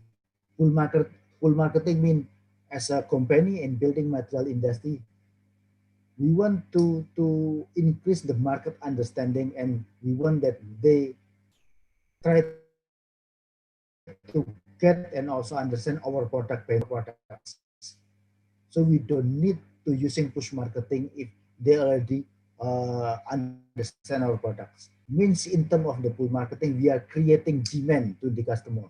Once the demand come, it easily to us to supply to the material to the end customer, because the demand already coming to us. After the demand come, then we must start to design regarding how to play to the end customer. Full marketing will be effective if we know about actual influence of the products. Who is the actual person who use our product? Is it the mason? Is it the consultant? Is it the contractor? Or is it the owner? Or, or is it the government who create the regulatory to using the products? Such as if you want to build a government building, you must create the regulatory. In Indonesia, we call SNI, Indonesian National Standard. We put our product standard in the regulation. Such as if you want to build a building, you must using concrete. The concrete must have a standard about the depth and also life load. So you must also approach to the government to create the regulatory. When the regulation are completed, you can put and also start to sell the product to the market, and also the demand already coming to your company. So as a building material products, in the past we've been tried to doing a push marketing. However, in the present situation, also in the near future, we try to using a pull marketing to create the demand. Demand generation must be created by the company itself, not created by the customer. This is the example of the push marketing. Once we get a reward to the retailer, we give a reward to the owner, we give a reward to the consultant. We call a push marketing. And also we also can use a TV ad. They can use a push marketing as well. So this is a few example for the push marketing, because we want to push the market by our products, such as we give a reward point, we give such as extra reward for the mission, going office day from the consultant, Mudi bersama or something like that. This is a call a push marketing. For the pull marketing, it's like we give a training to the merchant. Once they understand about the products, they feel how to use the products, we will use our products.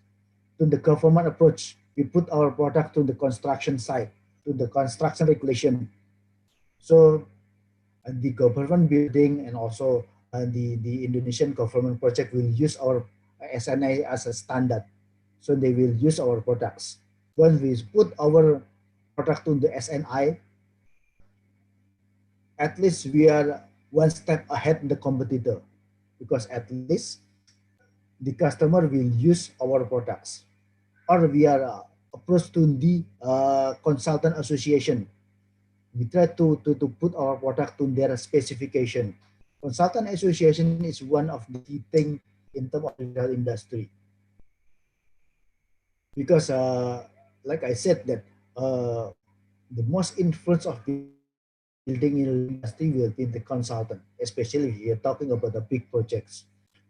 Consultant, architectural consultant is the key person who design and also put the specification.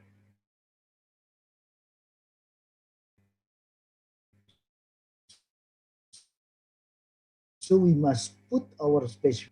For example, if you want to build up the house, one of the regulation has mentioned that your truss system must have a 15 years warranty. So our truss must put and also have a 15 years warranty. For the second, the other item, for other example, for if you want to build a building, your concrete must have a capability 400 kilogram per meter cubic. You must put your concrete structure and also have ability until 400 kilogram per meter cubic. In Kindo, one of the consultant association in Indonesia, they also decide determine the regulation of the building material consultant. We must put our specification to this association as well. So we must clever enough to decide our marketing strategy and also promotion product with a push strategy or pull strategy.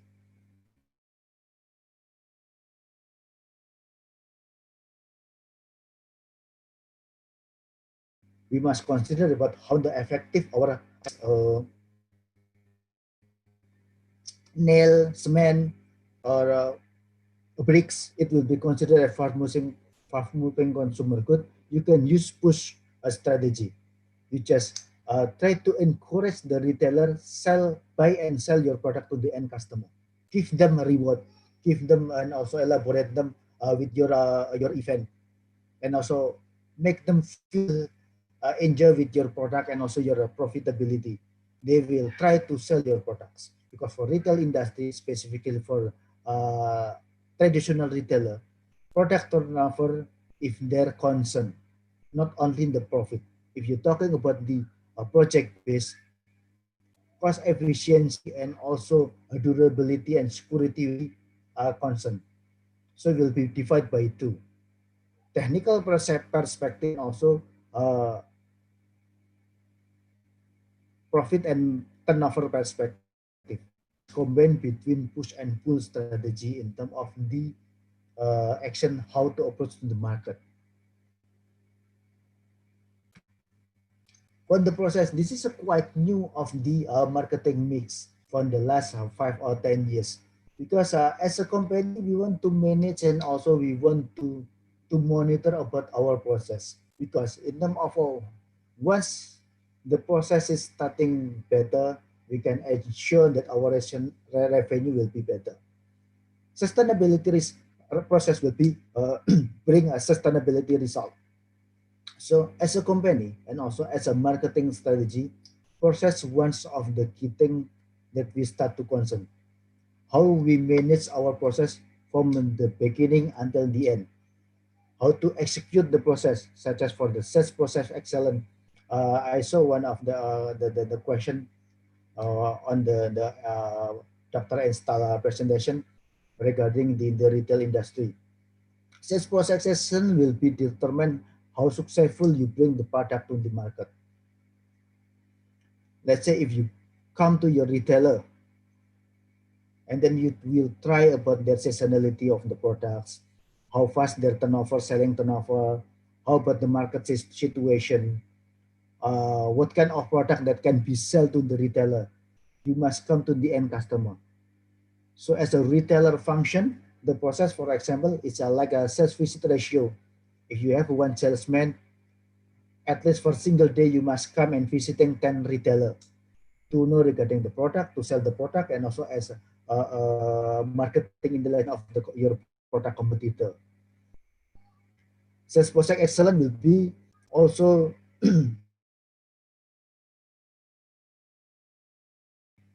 so you must monitor from the beginning which customer you must visit for today, which customer has complaining to you, which customer has a potential to grow. You must understand your system. For the modern company, we start using system using Salesforce.com or also system. So we can monitor and also put our customer detail in our system. We can understand and also we can mapping our customer. Process is a tools that we can determine how success or not success in the future. Physical environment or physical evidence.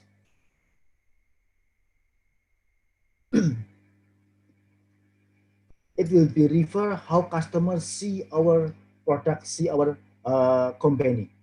If we want to sell and also positioning our product, premium product,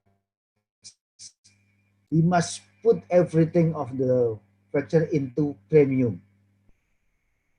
So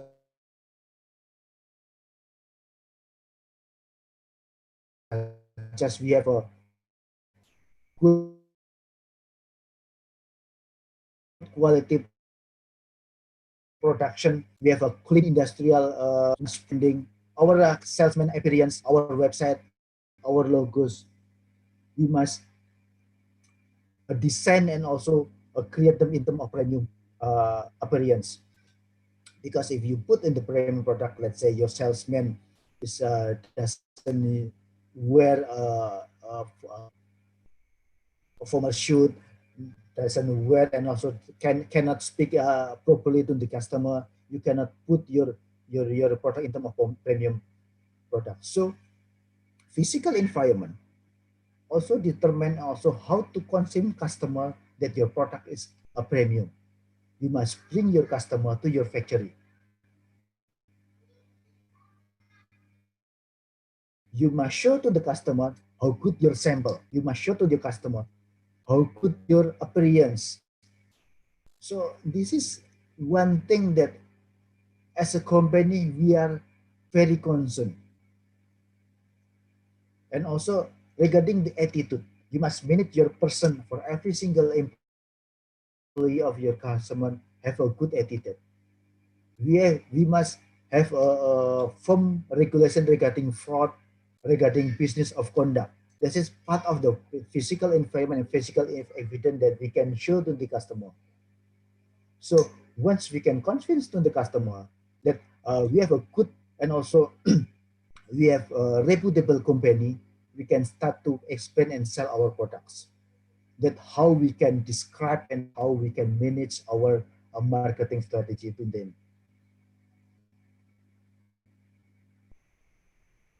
People, people, people is one that is a machine for the customer itself. Because if you have a good process, you have a good product quality, you have a good price, you have a good distribution ship. However, you don't have a machine that can run all of the system. I believe you cannot promoting, you cannot sell your product to the market because every single step and every single atom will be run by people. So as company, we must manage our employee and we must develop our employee. When we develop our employee and when we try to make a good working environment, it's not only depend on money. Sometimes people think that a good company is a good is a company that can pay and also provide a high salary. Not always like that. You must align about the company goal, company perspective, and also employee perspective, and also employee personal objective. So, good working environment will be aligned of these two, I think, between employee and also between company. People development also one as the key thing. How to develop our people. One of the paradigm is what if we develop people and then the people left? The other question is what if we never develop our people and then the people stay? We can ensure that the company will not grow. We can ensure that the company these people never have a good and also objective with the company itself.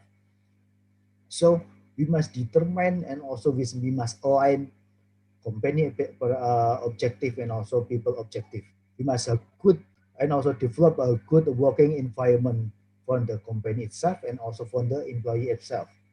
We must designing working process flow for the employee. Clear KPI, key performance indicator, what is their responsibility, what is the reward scheme, what is their punishment scheme. That's the key thing. We must develop all of the system. Once we can develop all of the system, we can start to build a good company. We can grow for every single year. That in terms of the strategy perspective, in terms of the top management perspective, how we can use our marketing mix, bring our production process, and then gather our revenue. When we are talking about our retailer function, actually what is the objective of the retailer, and also what is the company wants in terms of the retail department. If we say Indonesia, let's say in the building material market, we have 100 million until 200 million USD per year. We want to increase our market share as a company, because a market share means we won in the competition, big market. How we can win our market share? First of all, we can use our market penetration to the market. What's the meaning of market penetration? Market penetration mean is our product availability in every single city, in every single retailer across the region. So the market share not only regarding the volume itself, also the product availability to the market. If you have a 53% market share, but your products is only appear in Jakarta, yes, you have a market share 53%. However, in terms of marketing activity, you are very weak. Your market backbone just only one region, Jakarta region. Let's say win market share and also market penetration must be aligned. If you have a huge market share, your market penetration must be increased significantly. Never compare and never measure your market share just on revenue only, because sometimes it will be biased. You just only talking the number, but you forget talking about the penetration. If you're talking about the number of the value of the revenue of the product and share the products, your positioning in the market is very fragile. Let's say your market share is 50% in Jakarta, but your penetration just only in Jakarta. Your competitor penetration Sumatera, Kalimantan, Papua, Nusa Tenggara, Yogyakarta, but their share just only 10%. It's just a matter of time they can take your market share, because once their penetration is across Indonesia, they can increase their share easily. Step by step, they can increase their share. How they can increase their share and also their share increase? First of all, let's say your share in the one of the building material is just only your products. Then suddenly the competitor come to the retailer. They just increase just one piece, mean they already penetrate to your main retailer. Step by step, they can increase the number for one item, two item, three item, or something like that, and then they will use multiple item to your retailer. Mean they already take your market share and they already take your share of wallet. In the beginning, let's say you sell to the retailer 10,000, none of competitor. And the next month, competitor just say sell to your retailer one item. Mean your share of wallet starting decline from 10 to 9. To the next month, they can say they can sell 2. Mean your share of wallet already reduced again from 10 to 9 to 8. So it's a matter of time they can take and also take over your market share. So must beware. Market share and market penetration must be aligned. Do not too focus in the market share itself only, but you must also consider the product penetration to the region.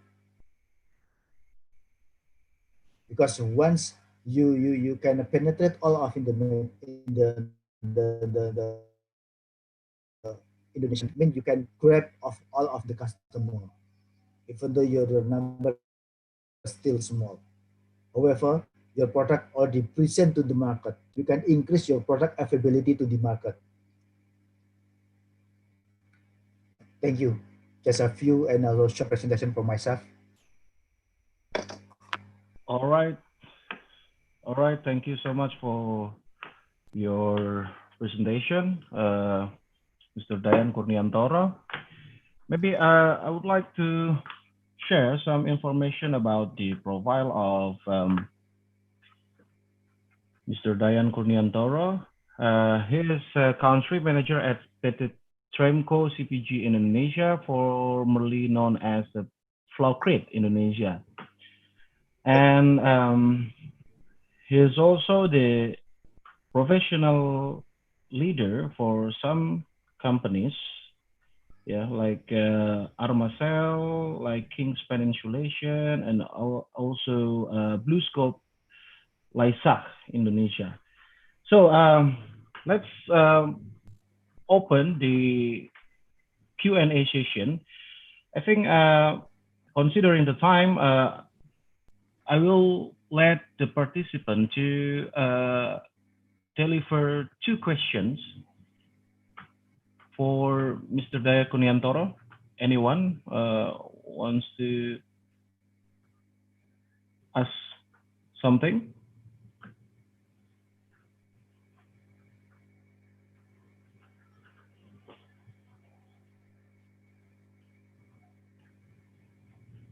Maybe in let's see in a YouTube maybe.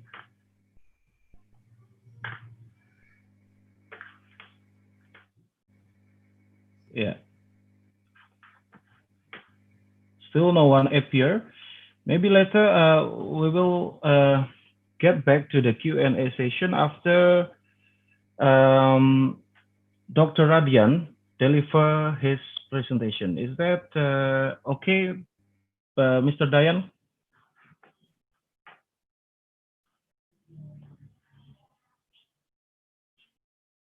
All right. All right. We'll jump to the next speaker. And then after that, we will have the next Q&A session that can be delivered to all speakers, actually. Yeah, so all the participants can deliver the question to all speakers in this webinar. Okay, I'll give the opportunity to Dr. Radian to present your material. Right, time is yours. Okay, thank you, Mas.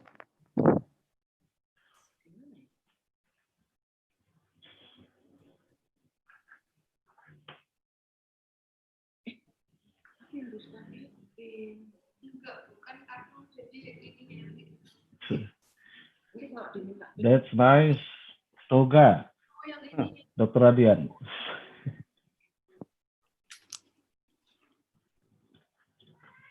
That's a really nice toga indeed. Thank you, Anne. I thought you know about this. Yeah. I did it in absence. Oh, did you? Yeah. I was in the Netherlands then. The host has asked you to start the video. Wait.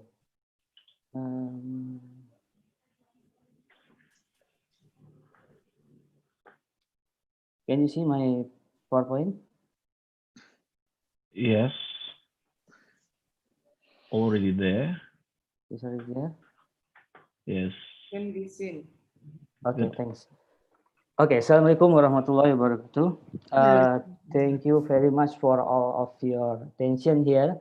I thought all of you already get a lot of knowledge at the moment from the early in the morning from the explain supply chain and everything, and then Mr. Dayan there is explaining about how it works in the what is said in the industrial area. Now I will I will make some overview about what is about the retail marketing. Is it? Before I start with my materials, let me. Dr. Radian? Yes. Would you mind to slideshow your, you need to press the slideshow so it will make it bigger? Okay. Okay. All right.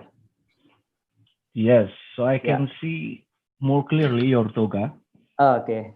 Do you want to use this toga? Yes, Yeah, of course. you can go to Anne and then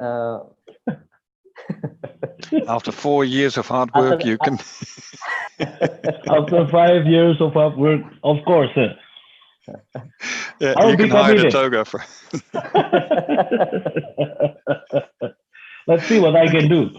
Yes, please. Okay. Next, about I'm talking about the retail marketing. I will be a quick presentation because Jumatan in half an hour. So, what is retail marketing? Is it for you? So, retail marketing, based on the explanation, the book is the set of business activity that adds value to the product and services sold to the customer for their personal use. If you're talking about the retail marketing, it means that we are talking about B2C. Mr. Dayan, I think already explained about what is B2C is. B2C is business to customer. It means that we are discussing about the process of business between the company to the customer. Next, why retail marketing is so important? It was this slide actually already explained very detailed in the first presentation. So the manufacturer and the custom and the manufacturer is the first layer, and then the last layer is the customer. So the flow is kind of like this. Manufacturer produce a product, like Mr. Dayan produce a product like cement, or product like roofing product, and then he will send the product to the wholesaler or distributor.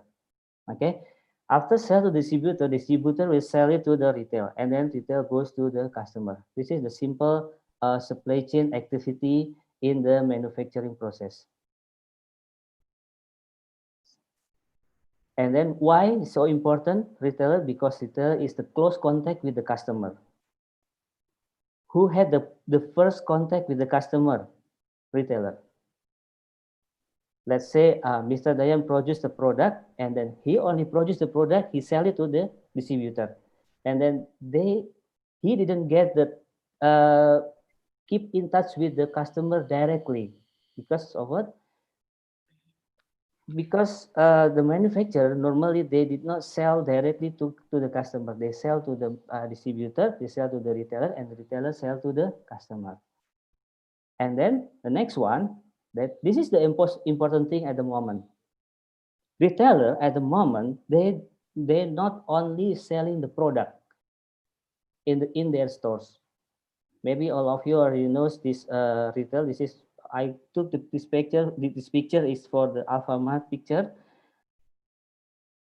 Currently, Alfamart, not only Alfamart, every retailer in Indonesia, maybe not only Indonesia, but we are discussing about Indonesia. Alfamart at the moment, they try to change their services. They not only sell the product, but they sell the services. If all of you following the Instagram or Facebook, it's viral at the moment. Alfamart, this is the new concept of Alfamart. This is in Jakarta, in Sleepy, if I'm not mistaken. So Alfamart not only sell the product. Alfamart not only sell something normal, but they sell the working space. This is a kind of service they try to give it to the customer. This is one of the strategy to winning the competition, because without the proper services, it means that they will not compete with the other competitor.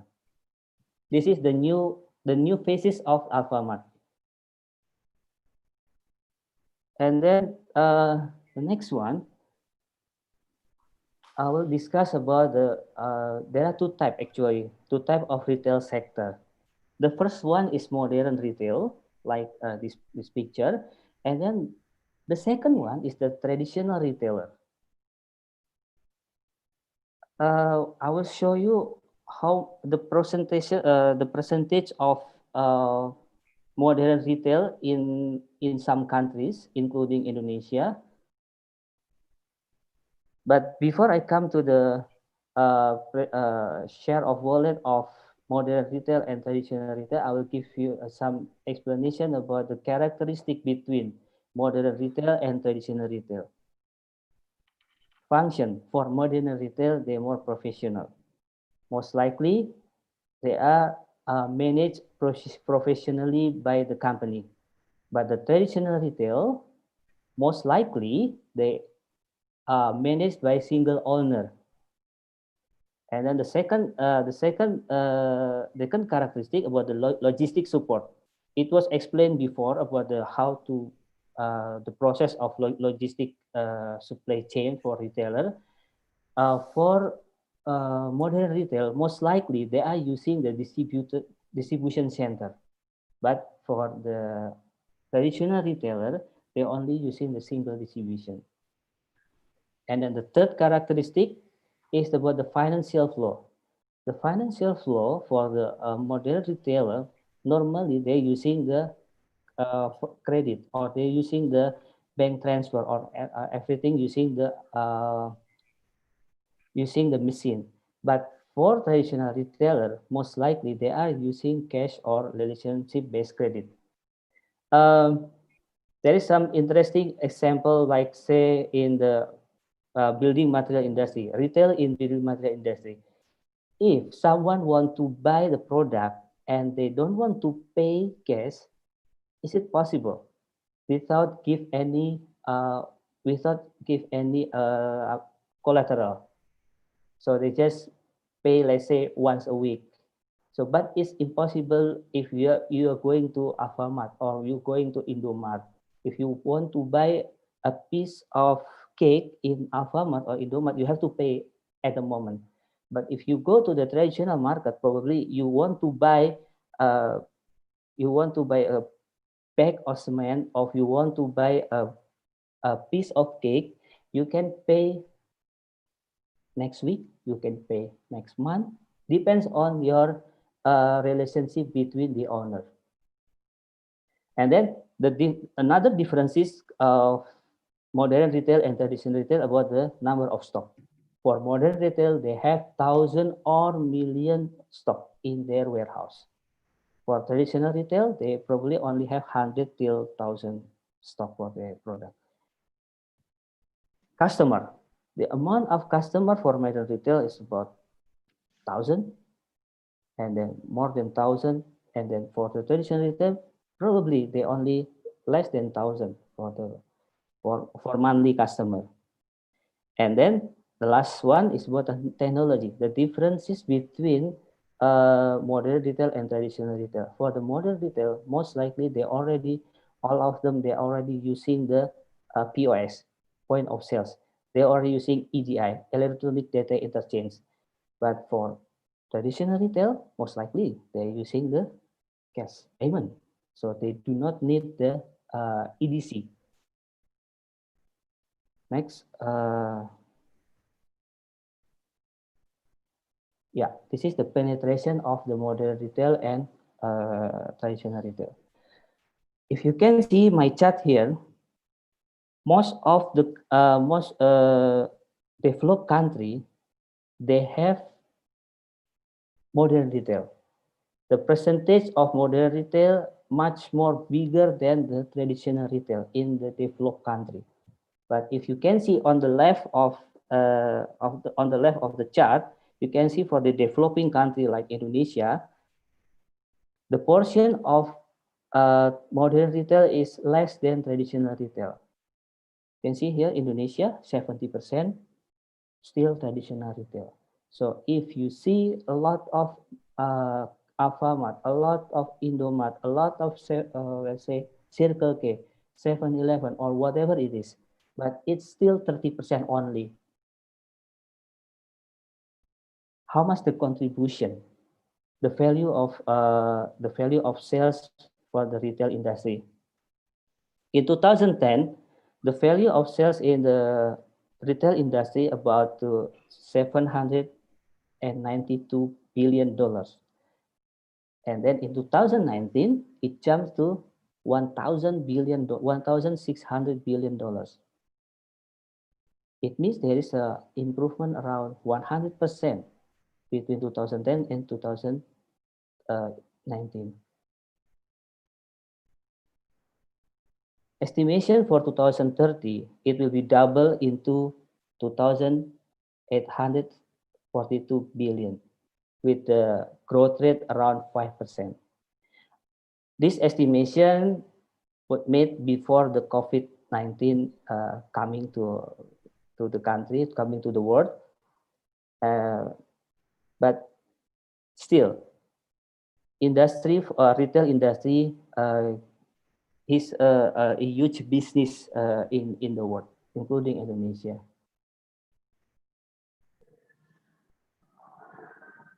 Contribution of retail industry to the GDP. This is all of the industry in Indonesia.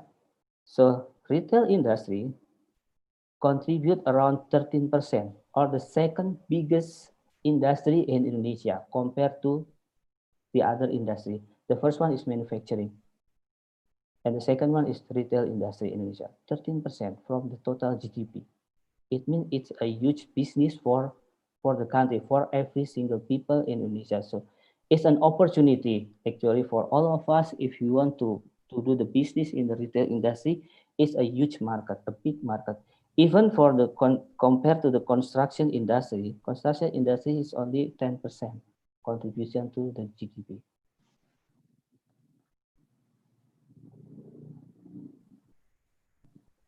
And then after we know everything about the opportunity in the retail industry, what to do next? If we want to develop a retail, we have to understand what is the appropriate strategy for a retailer. The first, what is the most important strategy for retailer? The first one is location. Number two, location. Number three, also location.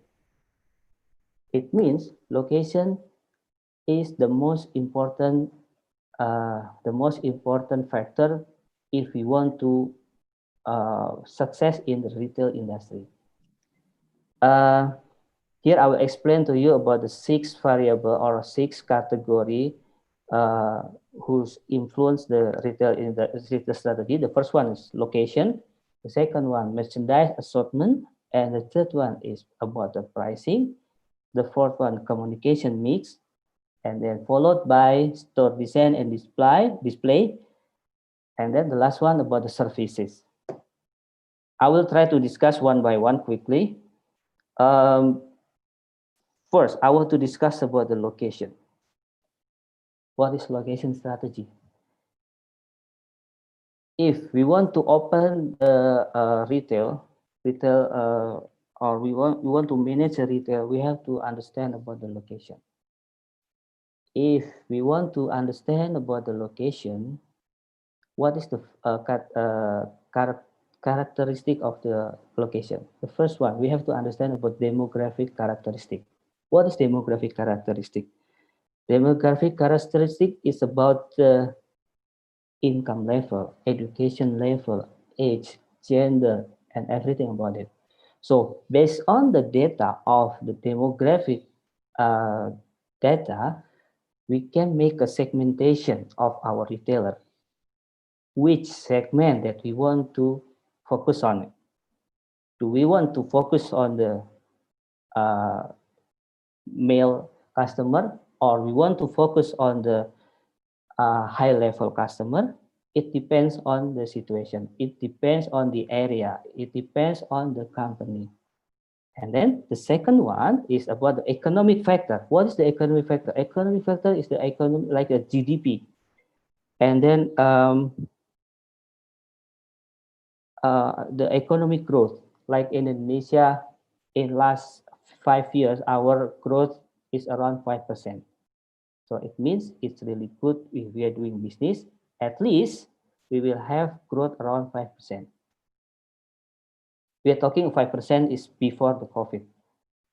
And then we should, the third factor is about the culture. Culture. Culture is important. Why culture is important? If you open the retail in the one specific area, at least you should hire the local people. Why? Why should we hire the local people? Because at least they understand the culture of the local area. They understand the language of local area. If we open retailer in area of Bantul, for example, but we hire people from Sumatra, for example, or we hire people from Jakarta, for example. They don't understand about the local language.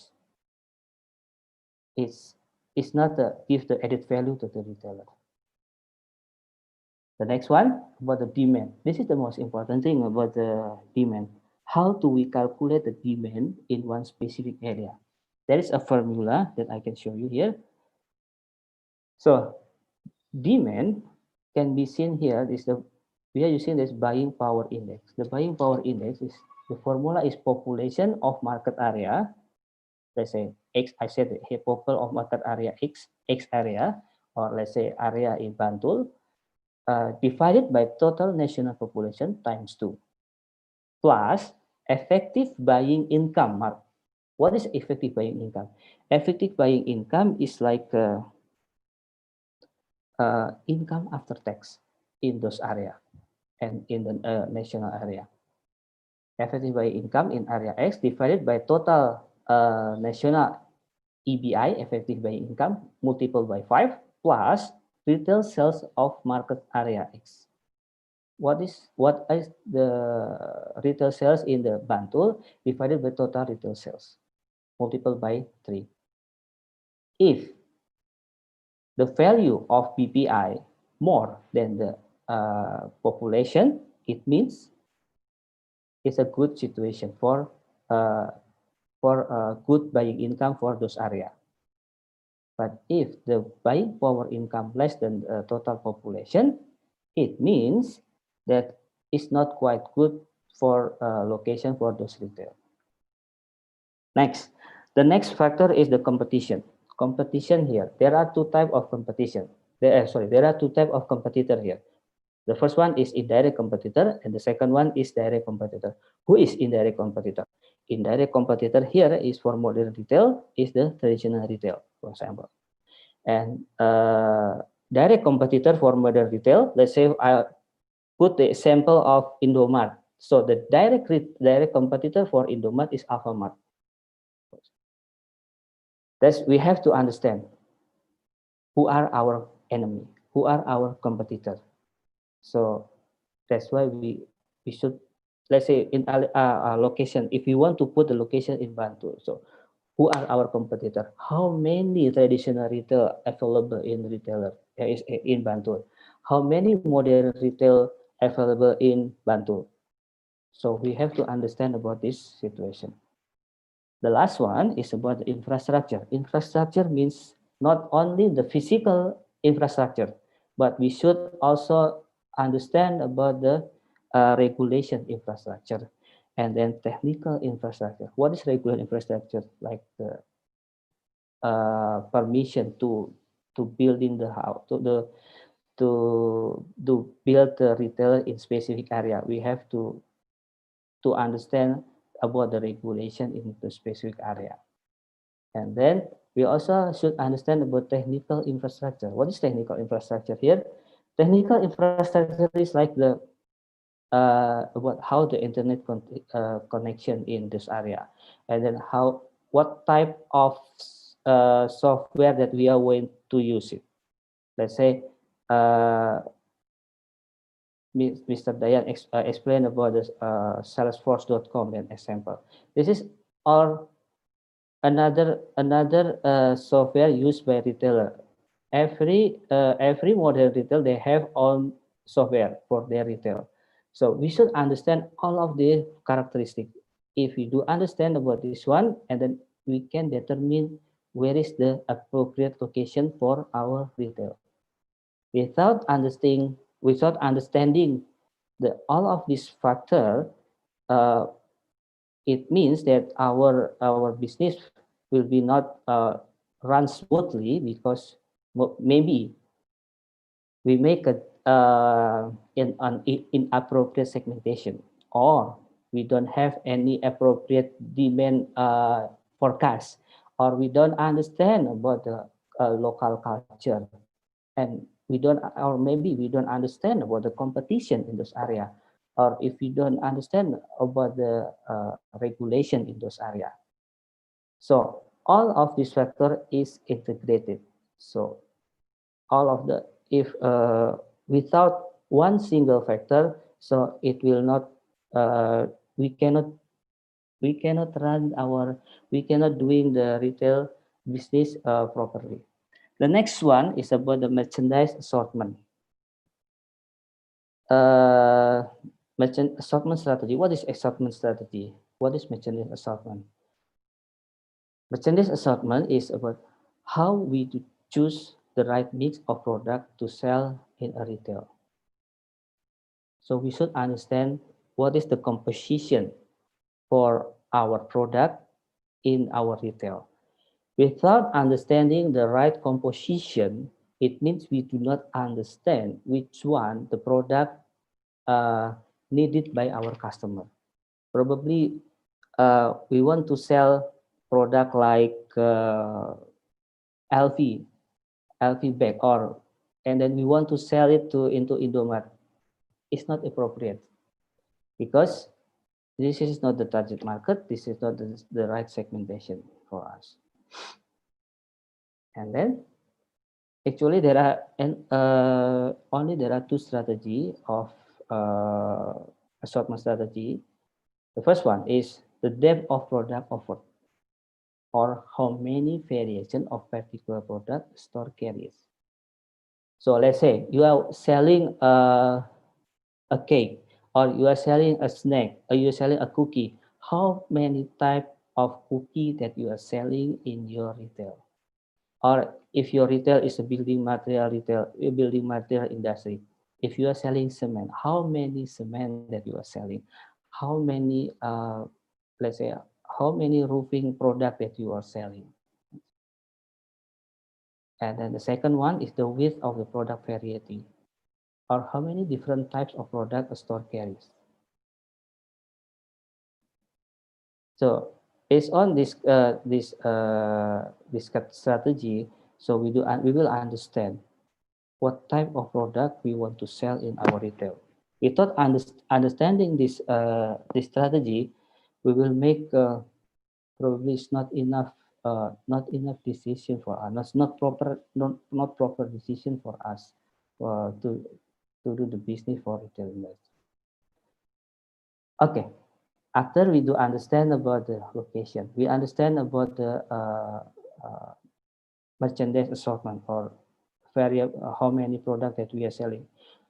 And then the next factor is about the pricing. Pricing also crucial for every single retail industry. Why crucial? Because if you are make an appropriate setting of price, it will make this price is too pricey or too expensive, or this price is too cheap, which is not good for us. It's not good for our business. So we have to make an appropriate retail price. So what are the factors affecting retail price? There are four. The first one, store policy. Store policy is our policy. What we are going to do, what we are going to, which segment that we are going to focus on is our policy. Are we going to give the low price, or we are to selling the product with a premium price?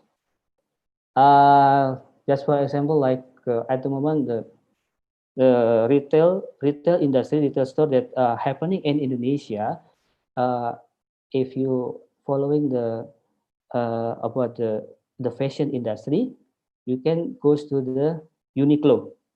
Uniqlo at the moment is really happening in Indonesia. If you want to buy clothes with the cheap price, Or the other thing is about the Miniso. Miniso about the souvenir product. Souvenir product which is in New Zealand we call it like Daiso. It's same like Daiso. Everything product sell in those retail are cheap product. So this is based on this is depends on our policy. And then the second one is about who is our target market. How about the demand? It's also influence our price. And then we also discuss. We also should understand how about the competitor price. I still remember my experience before. Competitor price is crucial for our price. Most likely, we want to know how much they sell in the product, and then we want to beat them about the price, or maybe we not beat them in the price, but we will beat them in the services. But competitor price also important for us to make a decision for our retail. And then the last one is about the economic condition. Economic condition is the external. It means that we cannot control. Competitor price also external. We cannot control. But store policy and target demand is internal. It depends on us. So if we make a good combination, I think we will get the appropriate strategy for our price. Next. Yeah. I will show you here there are 4 quadrants for the pricing strategy. On the top left is about the economic pricing strategy. Low price with low quality, like I mentioned before, Uniqlo and also Miniso or Daiso in New Zealand. This is in economic price segment. And then move to the right side. It is about the penetration pricing. Penetration pricing with the we sell with a low price, but we expecting that we get a lot of quantity. Let's say we just open the retail in one specific area. We sell the product at least minimum the same level with our buying price. It's okay. We do not get any profit at the moment. Let's say for 1 month or 2 months, but we only want to introduce ourselves. We want to show to the people that, hey, we are here. We have the product that you wanted. This is the penetration rate. We are expecting more quantity. This is but my suggestion for this strategy is we're not doing for the long time. It's only for the short term. And then another strategy is about the skimming price. Skimming price is this is the high price but low quantity. They just setting the price at the beginning with the high price.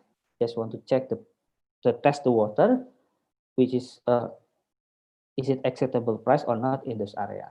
Once they're not acceptable, they will reduce the price because their quality is also low. So it's impossible if you always put into the high price. Last one, a premium pricing. Premium pricing with high quality with high price. A lot of retail example here. Sample for premium price here is, for example, is Starbucks. A cup of coffee, Starbucks, they sell about 40,000 or 50,000 rupiah, or in New Zealand it's around about $5. But if compared to our cafe, 1912 cafe, probably they only sell less than 50,000, around 25,000 rupiah or something. Even though Starbucks they sell a cup of coffee around $50,000 a cup of coffee, but still there are a lot of people coming there because they already have a good. Then actually they do not only want to drink coffee. It's like about easiness to do something, or they want to relax sitting in the Starbucks coffee. This is one of the example for premium pricing. Next, we are moved to the next factor about the communication mix. Communication mix is the how we do communicate our product to the customer. There are some strategy here. Tools of communication mix. The first one is advertising. We can advertise anywhere. We can advertise in internet. We can advertise Google. We can advertise in YouTube. We can advertise in television and anywhere. It depends on your segment. And then the second one of media communication is personal selling. Personal selling. Personal selling. This is we have salesmen that it was explained by Mr. Dayan before. One salesman is covered 10 retailers, for example. They are moving from one retailer to the other retailers. Every single day they move to every single retailer. And today is Friday, tomorrow is Saturday. It's different retailers, but actually this is costly. Even though it's costly, but we will get better insight from the customer. Another strategy about the sales promotion. What is sales promotion? Like I told you before about short-term promotion, about the incentive to the customer, discount on everything. And this is the good one, the public relation. If you still remember about the explanation about push and pull, public relation is the pull category of marketing communication strategy. So by giving the let's say for CSR, customer social responsibility to the customer, and then we are expecting a customer will understand about the product. Customer knows the existence of the company. So without we asking them to buy our product, they will come to us because they already get it by our public relation. So, but one more thing, public relation here, pull marketing here, it is not instant sales. Probably if we are doing public activity today, we will get the effect next month, next week, or probably next year. So more you educate, so more people knows about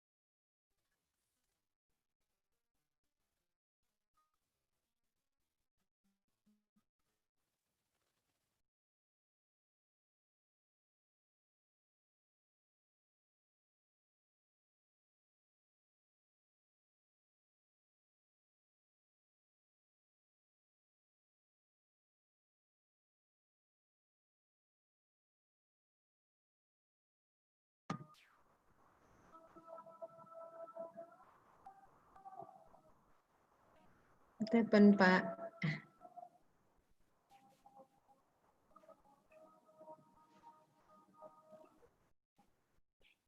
Hilang kok An. Suaranya kok hilang ya? Iya.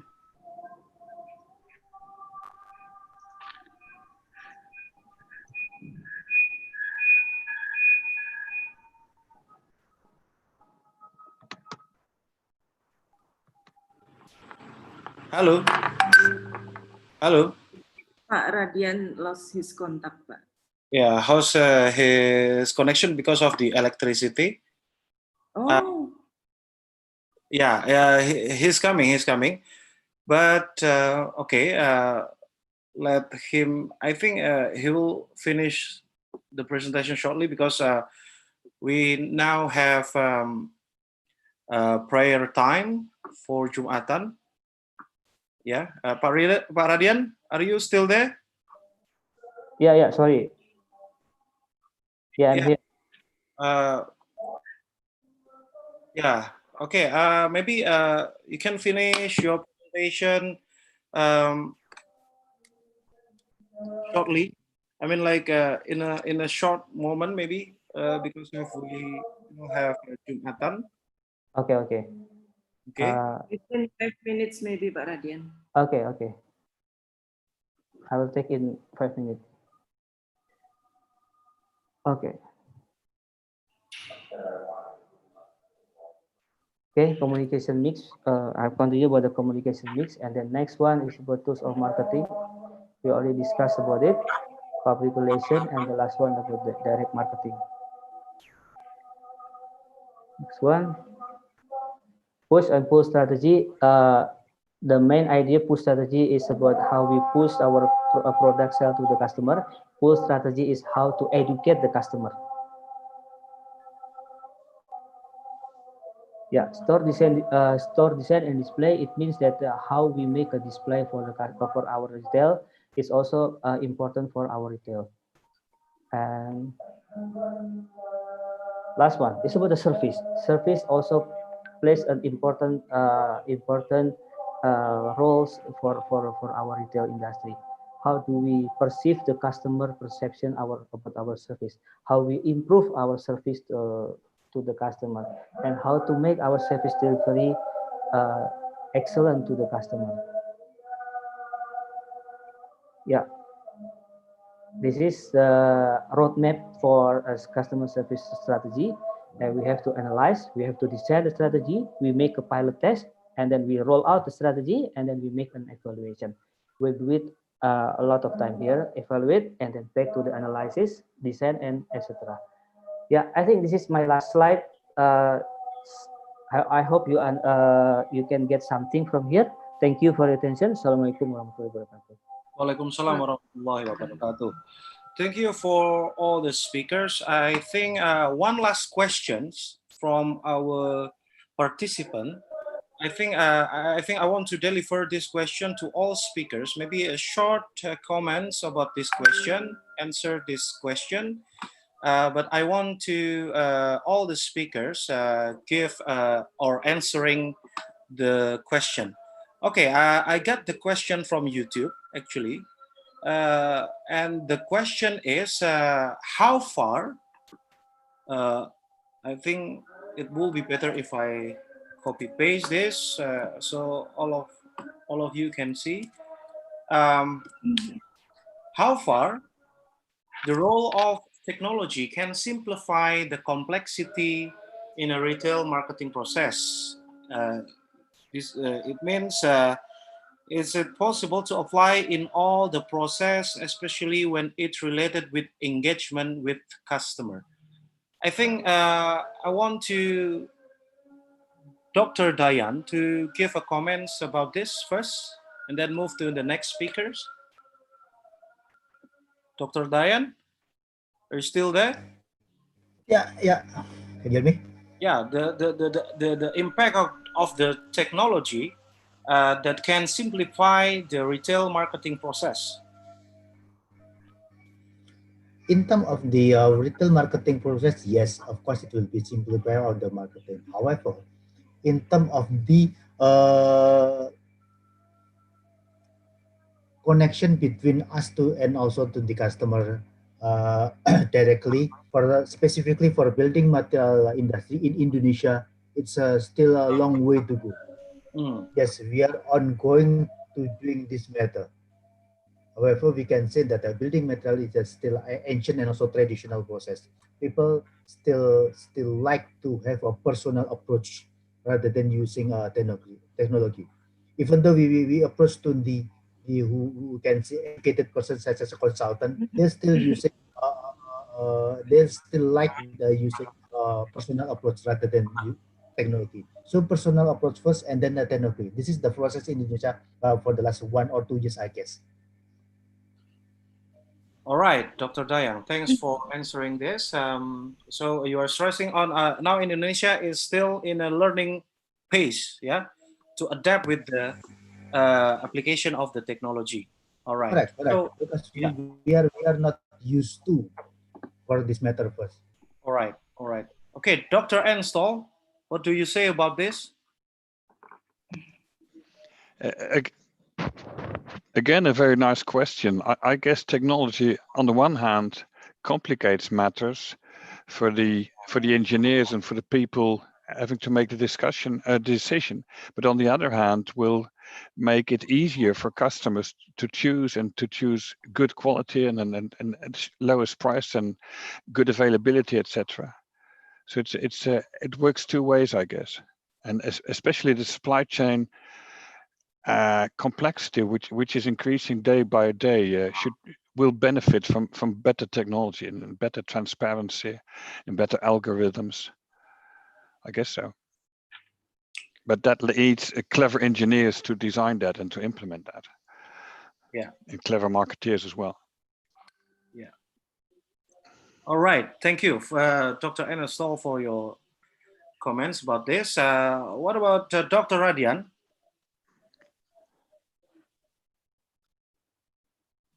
Maybe it's really related with your presentation because now industry is adapting with the development of the technology that is their business process.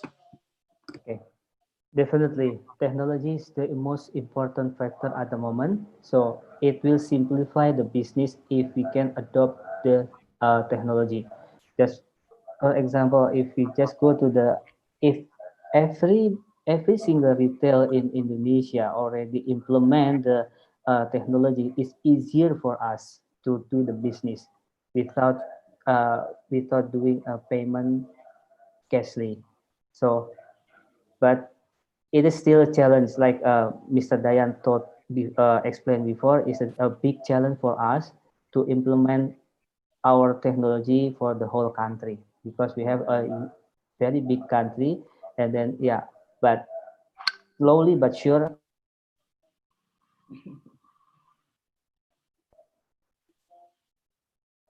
All right. So we're now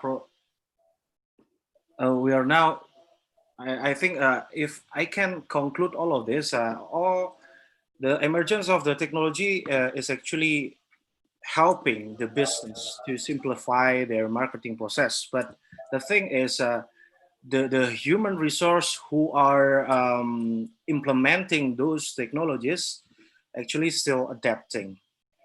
All right, very nice session for this morning.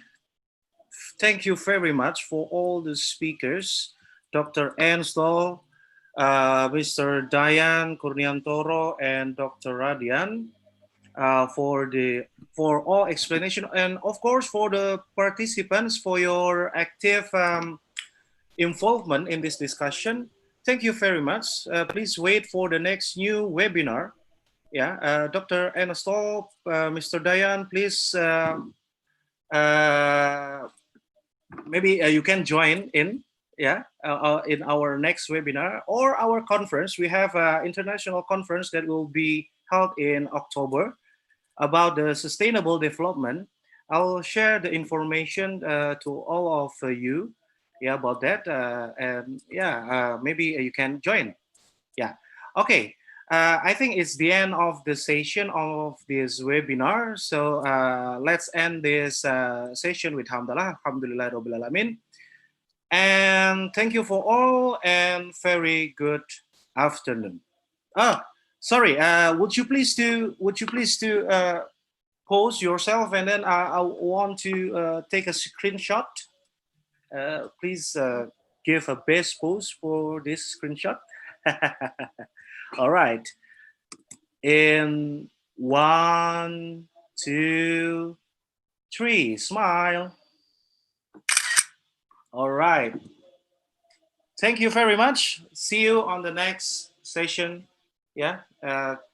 And very good afternoon.